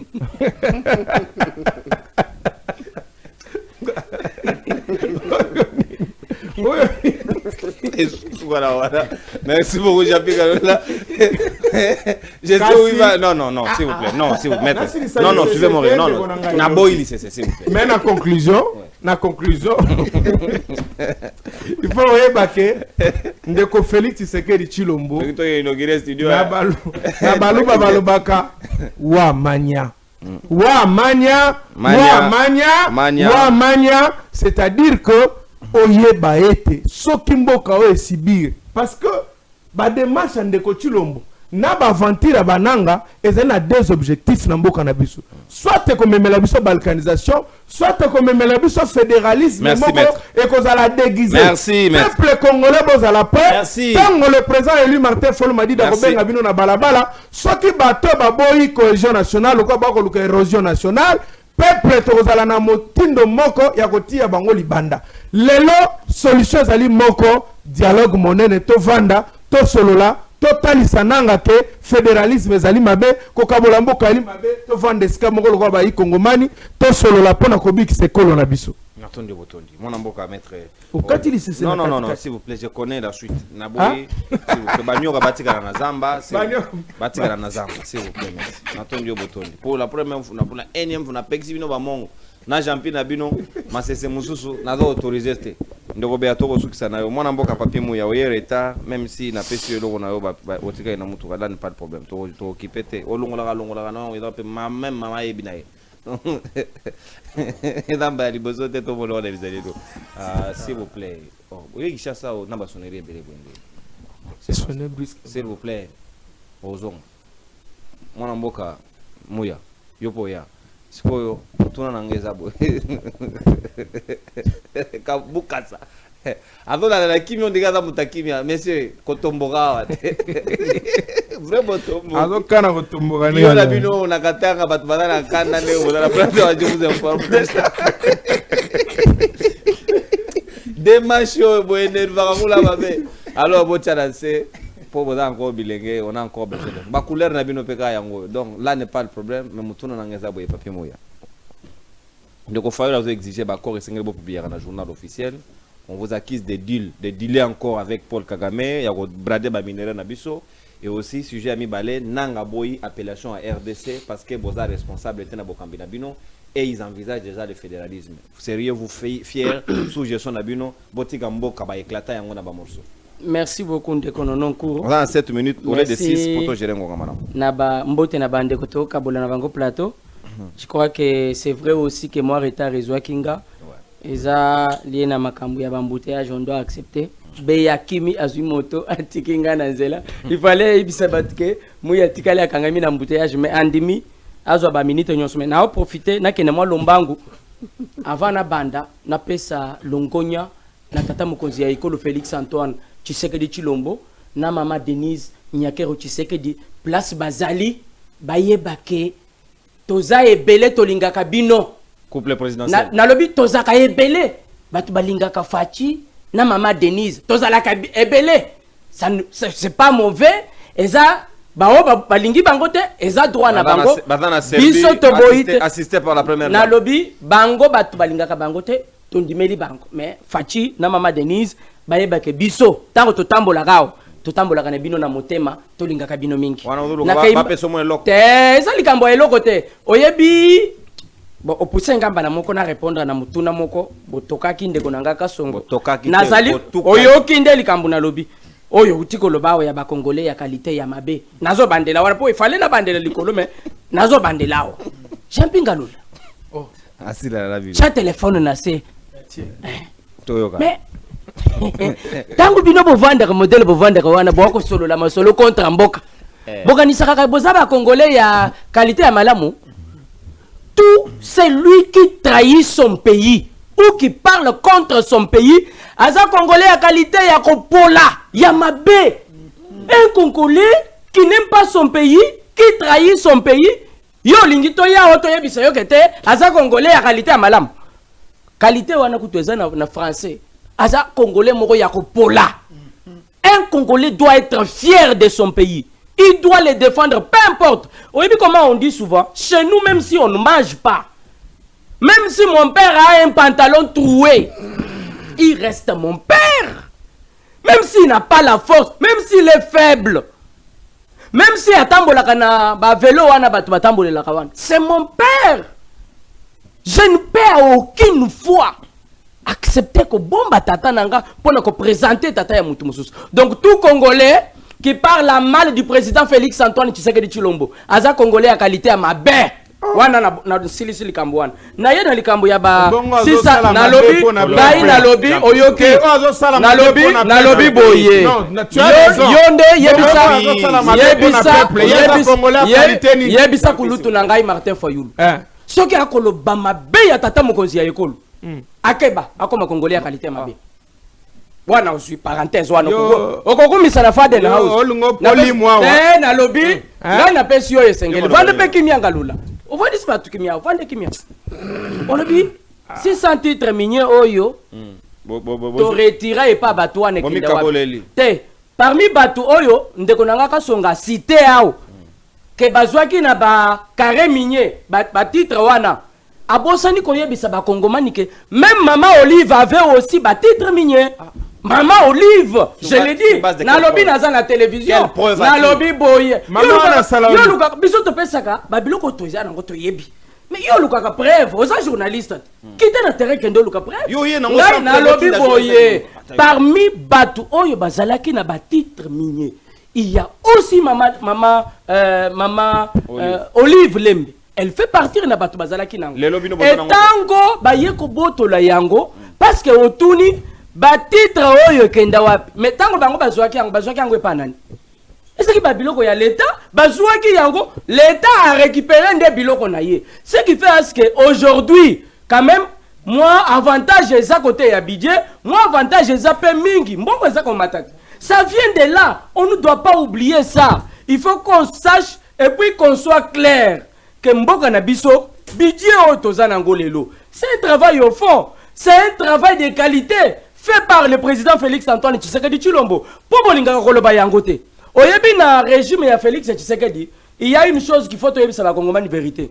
Félix Antoine Tshisekedi Tshilombo alinga kande miyibite. En tout cas Fati pona miyibi alinga kate. Je donne un exemple. Bolobi la olikambu ya mbongo yo ebimi na lobi zala kimia Kazadi ko nani otuni Nicolas Kazada mais azaki ministre ya finance ya asala nini na misolo ya forage na te koloba te yoka nononku to ça le sincère na ko répondre na mutuna wana na suka mais tika na nona kende po ngalu la tunia na ko répondre pour ça na ba université na utili banda et to ba mi wapi Mbujima isa Congo te. Pona te na lobby boye pona yo Mbujima isa na Congo te. Botongi na lobby boye bakumba moto. Ngalula à l'époque na lobby université de Mbujima oyo tika ezao ezate. Yo zaki créer na Mbujima. Tu sais na état nini otika la Mbujima. Ozalaki créer tout le monde. Jean-Pierre Galula. C'est vrai on peut accepter on a l'opposition lelo. On a l'opposition lelo. Na lobby boye. Oh, Jean-Pierre Galula. Vous êtes en opposition, on ne refuse pas. Mais vous allez qui créer dans Mbujimai. Tu sais, na état nini. Kabila, tu sais, Mbujimai. Tu sais. Tu peux le dire na Martin Fayulu. Tu peux le dire na Batounios Baza autour na yo. Congo azala kindengenini. Congolais pardon azala kindengenini. Mbujimai wana lelo to akolo bela université. O tata mokonzi ya école atongi. ezaki ndenge nini tango yo olungwaki mbushumani ya kuna lobby ba ozoki okazo ya kotanga kuna te okimaki lolenge nini ba université wana ezalaki olungwe na kijama na yo oyembala moko na kisasa kotanga zonga lisusu opesa Félix Antoine Tshisekedi Tshilombo merci par rapport ya na yembangu na lobi boye je reprends Fachi alingaka nde miyibi te mbongo za kotuna awa oyo bapesi mukambi ya ville province ya Kinshasa Daniel Bumba je t'informe que Daniel Bumba na kati ya kokima pourquoi parce que contrôle les amakasi azana oh je vous informe muto ya kambaka fonaka si c'est fonaka wan j'apprends que apesi intérim et ça lolenge ya kokima sous gestion ya Félix Tshisekedi que tu sois ya IDPS que tu ne sois pas ya IDPS si koyiba ezana yo bakotika yote donc moyibi ndeto boyi na kati ya régime na biso na yembango na makambo moko na yoki lisusu awo Jean-Pierre Lula olobi Kabila olingaka yete mais atika makambo ebele ya malamu Jean-Pierre Lula toyoka soni tango tokoloba makambo ya Kabila toyoka soni na lobi te sala kimia nononkuru Kabila atika nini ya malamu raisonner nanu yebisa nanu tala nanu tango kozwa peut-être maloba bien Galula nani ndeko na ngai beya tango kozwa maloba azala na courage ya koyebisa batu nini ya malamu Kabila atika ponga na ko yebisa yo dibiloko ya mabe Kabila atikela ba congolais Kabila atikela biso loko liboso libabe Joseph Kabila ye moko libabe atikela mboka libabe so Tshisekedi bozo ko mona ba quand même oyebi c'est une fierté na lobaka luko yo na éviter et c'est on a yoka na kati ya motema soki boyoka kango ou bomona kango na ilongi quand je parle de Félix Antoine Tshisekedi na lobité zala kimia yo na lobi yo zala kimia ayebi nyama wana ye muto ali yango ava ya kisasa ayebi yo lia muto na lobi ye moko ayebi il faut que ça là na lobi boye ngalula zala oyebi fierté na lobi boye fierté toyoka na lobi boye ebongo mbwa eza mabe boni boyeko eza mabe arrêtez na lobi boye ngalo la vande kimia na lobi vande kimia na lobi vande kimia uzwa comment na lobi obi olete ebongo eza mabe ko muto ya mbwa te na lobi eza mabe mbwa be arrange na lobi boye mais bino bozala ba courage biso to liaka ba mbwa mais bino boliaka nini bino boliaka ole kimbwa te tika bosemba aza ko landa émission tika yo ko bebisa émission nazongi na likambo ya mibale ndeko likambo ya nanga baponi mboka na bango bakena fédéralisme système obiso to ko sonote na mobeko likonzi nanga zanani wana dotu nanga mukala ya Kabila nde bino boko lobelao je vous rappelle je vais dire une chose ici tango Kabila komaki na Goma nana yoka kinanga nanga c'est un monsieur télécommandé c'est aza congolais ya qualité ya mabe makasi nanga Corneille nanga je le dis nanga bo signer ba accord na ba politique yo yaka sikoyo kisasa bakino ba kozela yo nayebi que tel que vous êtes la modèle boza équipe na bino ya bandoki ba traître ba tueur ya république boza ko kanisa ke soki ba accord e signami boye ko diriger biso bangulu na bino botika na risasi toza ko zela yo nanga oya o comme ministre ou comme vice-président na Congo nanga otambola total yo Corneille nanga le Congo d'hier ce n'est pas ce Congo d'aujourd'hui. Merci Moïse. Le Congo d'aujourd'hui, Félix Antoine Tshisekedi Tshilombo a facilité biso eloko moko. Toye baki yeki. Nana bandaki ko travailler na banku na kala. Nanga za ko kanisa ke mboka ko katana te. Tanga accord cadre ponga lula asa avocat. J'ai comme impression ka tanga ki place wana te. Accord cadre na préambule nango. Balobi nini? Balobi to kondima te mboka na biso ezala nini? Ezala balkaniser. Ba parti nyonso to se mettre déjà d'accord. Ça veut dire likanisi wane outi e pa nanga ezalaka na mutu na ye na ndoto ya Kabila na ndoto ya Kagame biso ba kongomani tozo ko rappeler bino on est à l'aise. Merci. On attend ba accord politique et jouer nous on vous observe parce que Félix Tshisekedi a fongoli biso mutu asi atalisi biso qui vous êtes Félix Tshisekedi atalisi bulumbu na bino ba bino nyonso batu bo trahir mbute te oyo problème bulumbu na bino facha atalisi biso nous on vous attend toi cause le bino Potoye Bisebino, que vous avez trahi hier, aujourd'hui on ne va pas accepter. Merci. Parce que tout le monde qui va congolais à qualité, il y a ma B, le gars de Daniel Bumba, il faut appeler ça. Congolais moko ya qualité, il y a Malamu Mbote, le gouverneur de la Banque centrale du Congo, André Wameso, dollar Rezana Kati, Yako Kitaka Kitaka, Binzamba Batela, yo problème te, Binotangu Mutosali Musala Mabe, ceux qui t'ont attaqué hier, oh bon attaqué, Mutosali Musala Malamu, toi, Tolobeli te féliciter yo, oh Ozobula, ceux qui Kobula Nandimi, mais na Ebisika Kabatu, qui est le dollar, Ezali na 22 000, c'est un excellent travail fait par le gouverneur de la Banque, André Wameso, Otozali ko soutenir, place merci mon amboka, Natondio Botondi, mon amboka Floribert, tu commis pratiquement dans 6 minutes, tu rejeté en toute quiétude. Mais na 30 secondes. Pas de souci. Déclaration ya Corneille Nanga, yo yambiango lolengekani. Est-ce que vous êtes d'accord? Na moni même FCC condamné ba démarche ya Nanga wana. Baza d'accord na été, ya kosala ba déclaration ya fédéralisme na contexte mboko ezali de chiquete. Est-ce que zaki peut torter ya pouvoir en place ya condamner ce fond de Congo pourtant bazaki na makanisa mabete? Ouais, ndeko non. Merci pour la deuxième prise de parole. On ça na plan d'ensemble. Non, OK, rapide pour que na ndeko non. Je suis l'homme le plus heureux parce que ndeko nanga Delphin. Tu es l'homme le plus heureux. Ouais, l'homme. Na plateau. Tu es l'homme. Ada moi c'est la femme. Te na tuni kaka yo kana to gagner temps. Ngai na tuni. To kende ko. Ndimana no to gagner temps. Oh nandi mani. Yo kana no to gagner temps. Oh. Ah ba ndimisa ba tla. Oh na ndimata. Oh. Na mema mukumbo na yebite. Yo moko bimisi makambo wana na munoko na yo. Ngai na yako ndimango abe. Bon, alors rapidement. Naza na esengo mingi parce que Delphin a contredire te makambo ya ba paradis fiscaux atika le contredire yango te mayebsinga kena ebisa e ba accord ni Joseph Kabila signaki o ememaki avantage ya liboso. Je vais te dire que accord ya cascade na Jean-Pierre Bemba et c'est oui mais attends, c'est ce qui a fait d'abord cette bonne foi là pour que Jean-Pierre Bemba tika kosimba manduki akoma un homme d'état lelo même na San City pour que andima koya kofanda na dialogue wana et ça là qui en sorte que les loso qui bozolo de la transport Jean-Pierre Bemba travaille bien, c'est grâce à Joseph Kabila. Parce que s'il était orgueilleux comme vous, s'il était de mauvaise foi comme vous, na minute peut-être on allait perdre tous ces belligérants au bazalaga na est de la République. Deuxième cas, accord il y a scène d'épée et ça là en sorte que bango balongwa comme mouvement politico-militaire, comme parti politique. De la même manière, les MLC, les RCD, et au-delà de ça, il y a des conventions que Joseph Kabila a signées. Convention, par exemple, il y a Sikomine. Herbolo Bagakenon, Sikomine, Nene, Alingeta, Kendake, Memela, Ebiso, 7 milliards de dollars. Mais c'est Joseph Kabila. Mais c'est Joseph Kabila. Soko na ba convention sinon congolais et pesa biso ba hôpitaux. Soko oui, hôpital il y a 7 nanjili.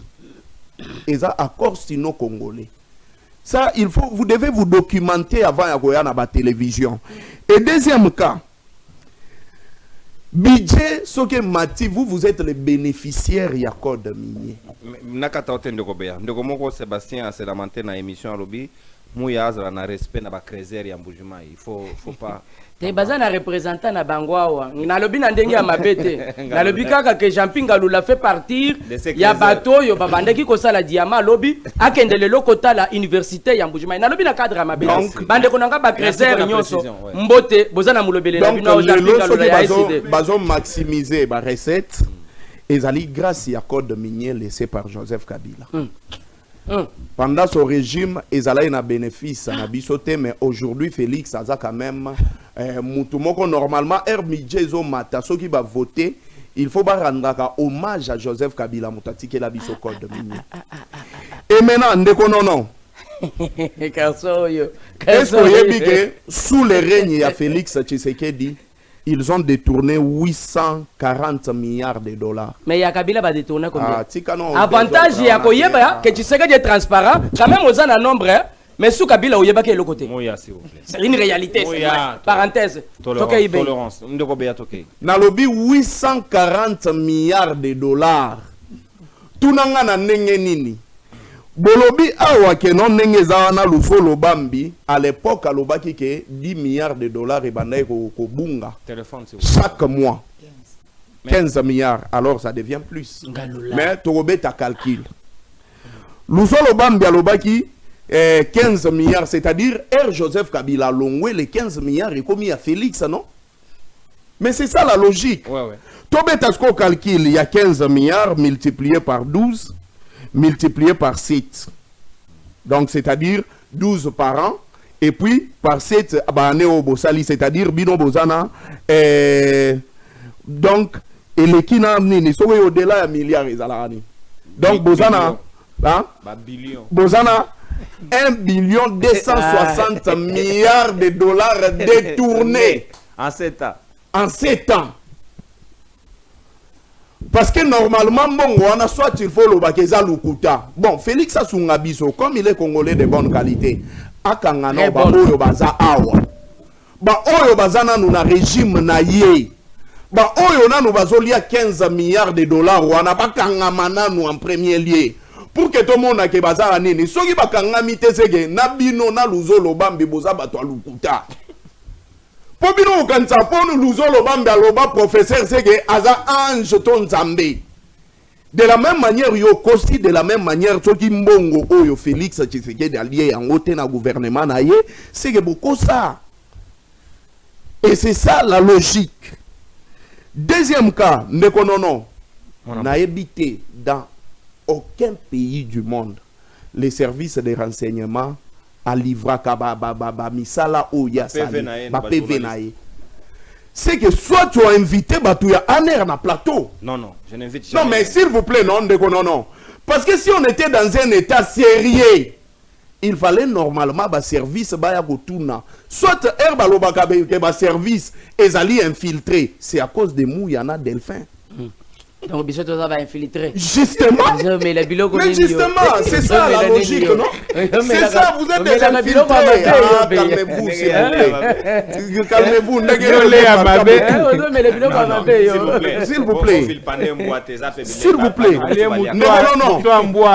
Non. Ça, c'est sérieux. Les services de renseignement, ce que ça lit rapport, ils ont la chef de l'État. Mais comment est-ce que j'ai des services et renseignement et puis autangi avec toute légèreté en air à Kangaki Kaboueloulou va récupérer donc non au moni na mboka oyo jour kaka régime oyo il ne suffit pas zoata ata lisala ya Joseph Kabila et vous allez médiatiser. Mais pourquoi est-ce que ba mema ki yango na place publique te? Il y a un journaliste qui a mis un article qui sur ça. Il a mis une référence, non? Et maintenant, la différence aussi, c'est quoi? Il y a tellement qu'il y a il vous parle des titres. Normalement, titre minier, c'est-à-dire aux yeux en haut de manière légale. C'est-à-dire que Bino, Bobotoli bato bazada ba titre na bango bino nde bayi Mama Olive. Mais yo Mama Olive tondi mapenza kazoa ki ba titre wana na cadre normal. Beyeni nozo yebisa biso. Omoni ki kapito sala na nini na Sévigné comme mango na plateau. Teke yango na lobi. Zela na noté na lobi s'il vous plaît. Na lobi boye. Biso to bani na plateau boye. Tondi make. Mama kapita. Na Sévigné na quoi ya venir na. Ça veut dire quoi kapita? Ba oyo fungolela ga. Bon baza ba congolais batwana baza ba tuté. Ndima na noté. Baza ba tuté. Ndima to gagner temps. Ndima na noto gagner temps. Olinga kondimisa. Ndima na okioza kapita to gagner. Na ondi mango nde nini? Oza na biloko na yo soko olokoti yango wapi oye na ngwao. Na mulakisi s'il vous plaît. Ndima na noto gagner temps. Je te gagner na noto. Nani manini? Ndima okioza na yo kapita na to gagner na journaliste bondi mangai ekokoma we. OK, c'est bon. C'est OK. Ndeko non. Jean-Marc Kabunda zalaki likolo ya cheval. Mais Félix Tshisekedi abando sablé ba champagne na Kingakati. Na Joseph Kabila, le photo existe. Oh Félix a la chemise tout ça bazo atomboli et puis il était le seul ya botombolango. Vert. Botika ki bon ponani. Oh, bison bato nini totiki. On doit se retrouver dans terrain on se sent à l'aise. Nous qu'est-ce qu'on va faire? Chinching batombolango. Ah, voilà. Donc Félix Jean-Marc Kabunda asalaki oyo maître naye Félix Tshisekedi asalaka. Et c'est ça la logique. Maintenant, tokende rapidement, tout celui qui parle contre les chefs de l'État, c'est un Congolais de mauvaise qualité.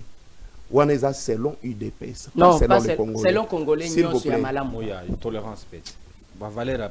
Ah si, à Sali déjà 9 minutes. Non, non, non. Tokende, s'il vous plaît. Tokende, ce qu'on a makambu ya malonga. La conformité, c'est la légalité de loi. Naba texte. C'est-à-dire, quand on vous parle, ils allient par conformisme. C'est-à-dire, bango bazolinga bakende na inconformité. C'est que bango balingi ba memana illégalité. Parce que normalement, dans un état où il crise les alliés, on ne peut pas parler de du fédéralisme. Mboka Oyo a déjà divisé na insécurité. Oroki ko betali solo ya fédération et fédéralisme ya mboka anate. Nanga vous parle de la balkanisation. Pourquoi? Bazana ba axe na bango, bazali pe na plan na bango. Félix pas dans un plan naie, azapena ba axe naie. Soki siko ba ke na table et que ba yo kanité pour na bango, plan est déjà clair, ba katinga mbuana ba komi ba président na coin na bango. Et ça c'est clair. Nelogo nanga zoloba. C'est ça le plan du M23 AFC. Maintenant, la responsabilité d'un chef d'État qui aime son pays, ezali ya ko garder mboka ndenge ba pesela kiye superficie oyo kwa ba pesa kiye na maboko azongisela pe muto ya ko ya après ye na même grandeur wana. Mais le problème ici ezali nini? Nous sommes face à des personnes qui vous disent que bakosa la remise et reprise na Jésus. Et deuxième cas, nous sommes face à des personnes qui vous disent que même ceux qui bazui bandundu, même ceux qui ont commis la porte à Kinshasa, tant que Kinshasa est noté, ils vont demeurer à être le président de la République. Et ça, c'est sorti dans la bouche des officiels. Yambo Karabiso. Et ça fait mal. Pourquoi ça fait mal? Parce que ça, c'est un plan bien organisé par l'IDPS. Sokolandi discours na bango awa. C'est comme si le chef de l'État ne s'inquiète à rien. Aouti Gozala na Serbie awa. Soutien yango na appui ezalaka kaka ya Félix Tshisekedi avec sa famille biologique ou bien ezalaka soutien pour l'État. Merci frère. Parce que quand il parle du na Serbie à l'obi que non, merci pour na appui na bino. Merci pour na sentir soutien. C'est lui qui a senti. Ce n'est pas qu'ils ont témoigné. Mais lui comme qui? Donc président de la République, attention. Il sent. J'ai dit président de la République. Mouya. Mouya. Je vais citer. On a parlé, il y a loi sur la proclamation militaire. Nalingi, oebi parce que la loi est bandaka na conception nango et comme en vigueur, ce qui va publier en un journal officiel. Cette loi n'a jamais été publiée. Non. Je vous dis. Comment en vigueur dans le journal officiel? Justement. Non, ceux qui va ratifier. Mais ratifier, publier.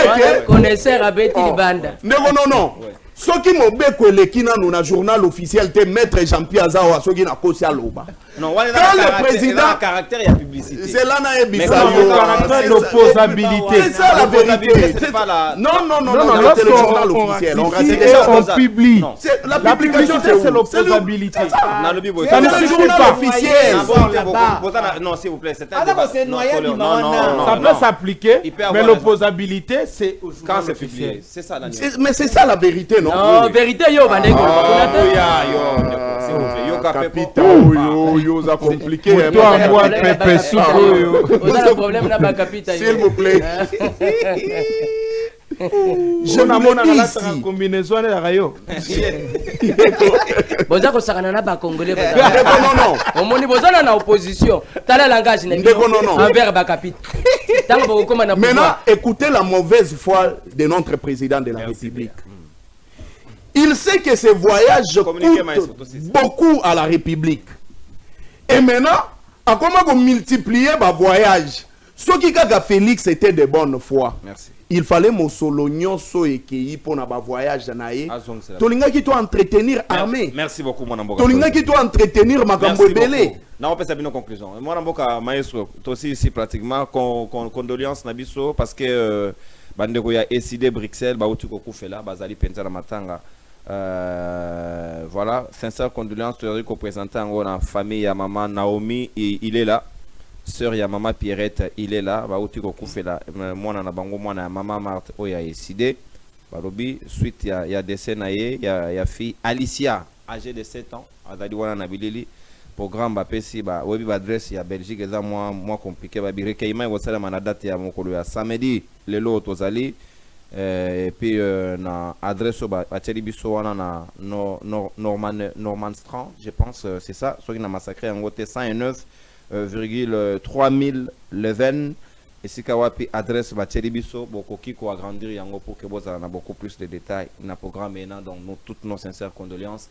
Merci beaucoup. Moi to ici ndeko Delphin dans le programme. Ozaki na seconde. Bino mba bona posa seconde. Wana biso 10 secondes. OK, 10 secondes. Alors, on a plein ensemble. Alors, merci Namaloba Yasuka mais naebi etende ko Flori Beazara Maël et Makas mais aujourd'hui c'est perdu. Je n'ai pas compris pourquoi mais j'ai pris à ce que l'envoûtement que vous subissez chaque jour avec ces camps des Congolais de mauvaise qualité parce que tout ce que l'Obaka, vous n'avez pas la conviction que vous défendez la nation. Vous parlez, vous avez la conviction que message no comme la badonner bateau va soutenir pour avoir quelque chose. Merci. Je vois en vous. Merci. Mais j'aimerais annoncer quelque chose. J'aimerais vraiment annoncer la mort de qui? De Corneille. J'annonce la mort de Corneille Nanga dans quelques jours ici. Il sera tué par des Rwandais. Et j'annonce Toi, tu es Rwandais. Comment tu as J'annonce aussi l'arrestation de Joseph Kabila dans peu de temps. Tu sais que vous voyez en train de sillonner dans le monde. Qu'est-ce que tu annonces pour Félix? Pour Yom Toroma annoncer. J'annonce que Félix Tshisekedi va purifier les Congo. Et il va rester au pouvoir même après des concluez. Merci beaucoup. Retenez cela. Mouya, conclusion, 10 secondes, pardon. Bakota Sugonde Nalingaki na informé na bakongomani que prophétie oyo Roger Mbaka uti Mbaka te yo tikara silisa bayoki Mbaka non bongisa non ayebake tango balobelaka tata mokonzi ya ekolo balobelaka na légèreté wana te le lundi oyo lundi ya le premier oyo nakozela Roger Mbaka a fait prophétie. Dans la face et à Tata Lokala, pour n'ayebise qu'on ne joue pas avec la personne de Félix Antoine Tshisekedi. Nalobi Boye, je suis. Tu n'as pas qualité. Mbakande, Nalobi Boye, Roger Mbakande représentant ya Nalobi Boye. Oyoki kombo wana te. Tango Nalobi Boye. Tango Nalobi wana oyoki keza na olobi lanani. Prophète oya eloba ayaka koloba kaka prophète. Amona kaka pona Félix Tshisekedi. Pona biso amona kate le lundi oyo il y a le premier nazaka na lo mieme mingi na basala nzambe mais modèle ye azako kende chaque fois ba prophétie na ye amona kango kaka côté ya tata mokonzi ya école lundi il y a le 1er décembre non pasteur prophète Mbaka j'ai des conseils journalistes indépendants parce que vous n'avez pas qualité lui a quelle qualité lui a quelle qualité Roger Mbaka a quelle qualité il a quelle qualité non il faut écouter c'était pas ici, c'était où? Respecter les gens qui ont fait. Ce n'était pas non, yoka. Nalobi boye. Na yebisu yo na ibandeli, na zaka na moi respect wana mingi na basali ya Nzambe. Na respect wana na ko répondre ye, na zako zela atali sanga pe. Mais nalobi 10 secondes nanga. 5 secondes. Mais ya yo na yebiko ko loba eloko amaloga te tikela na zo gagner temps pour na loba boye. En fait, je vais apaiser mes frères à côté.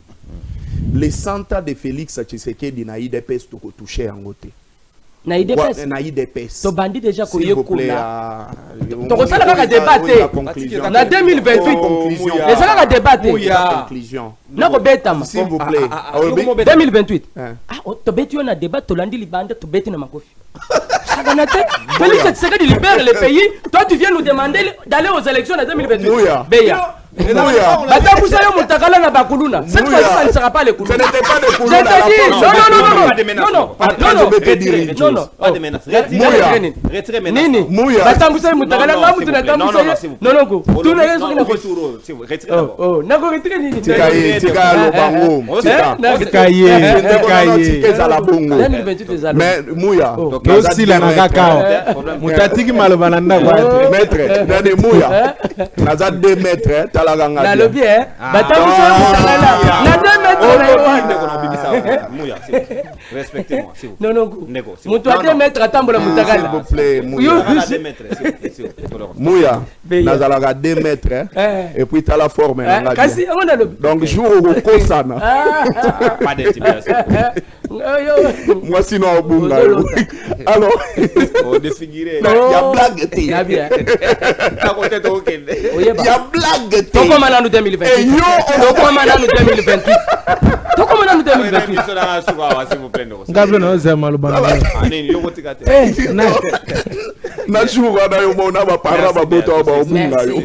Alors, ça je l'ai dit et c'est très sérieux. Donc, les 100 ans de Félix Tshisekedi dans l'UDPS, tu retouché en côté. Ce qui peut élargir mandat na IDPS, même 1000 ans.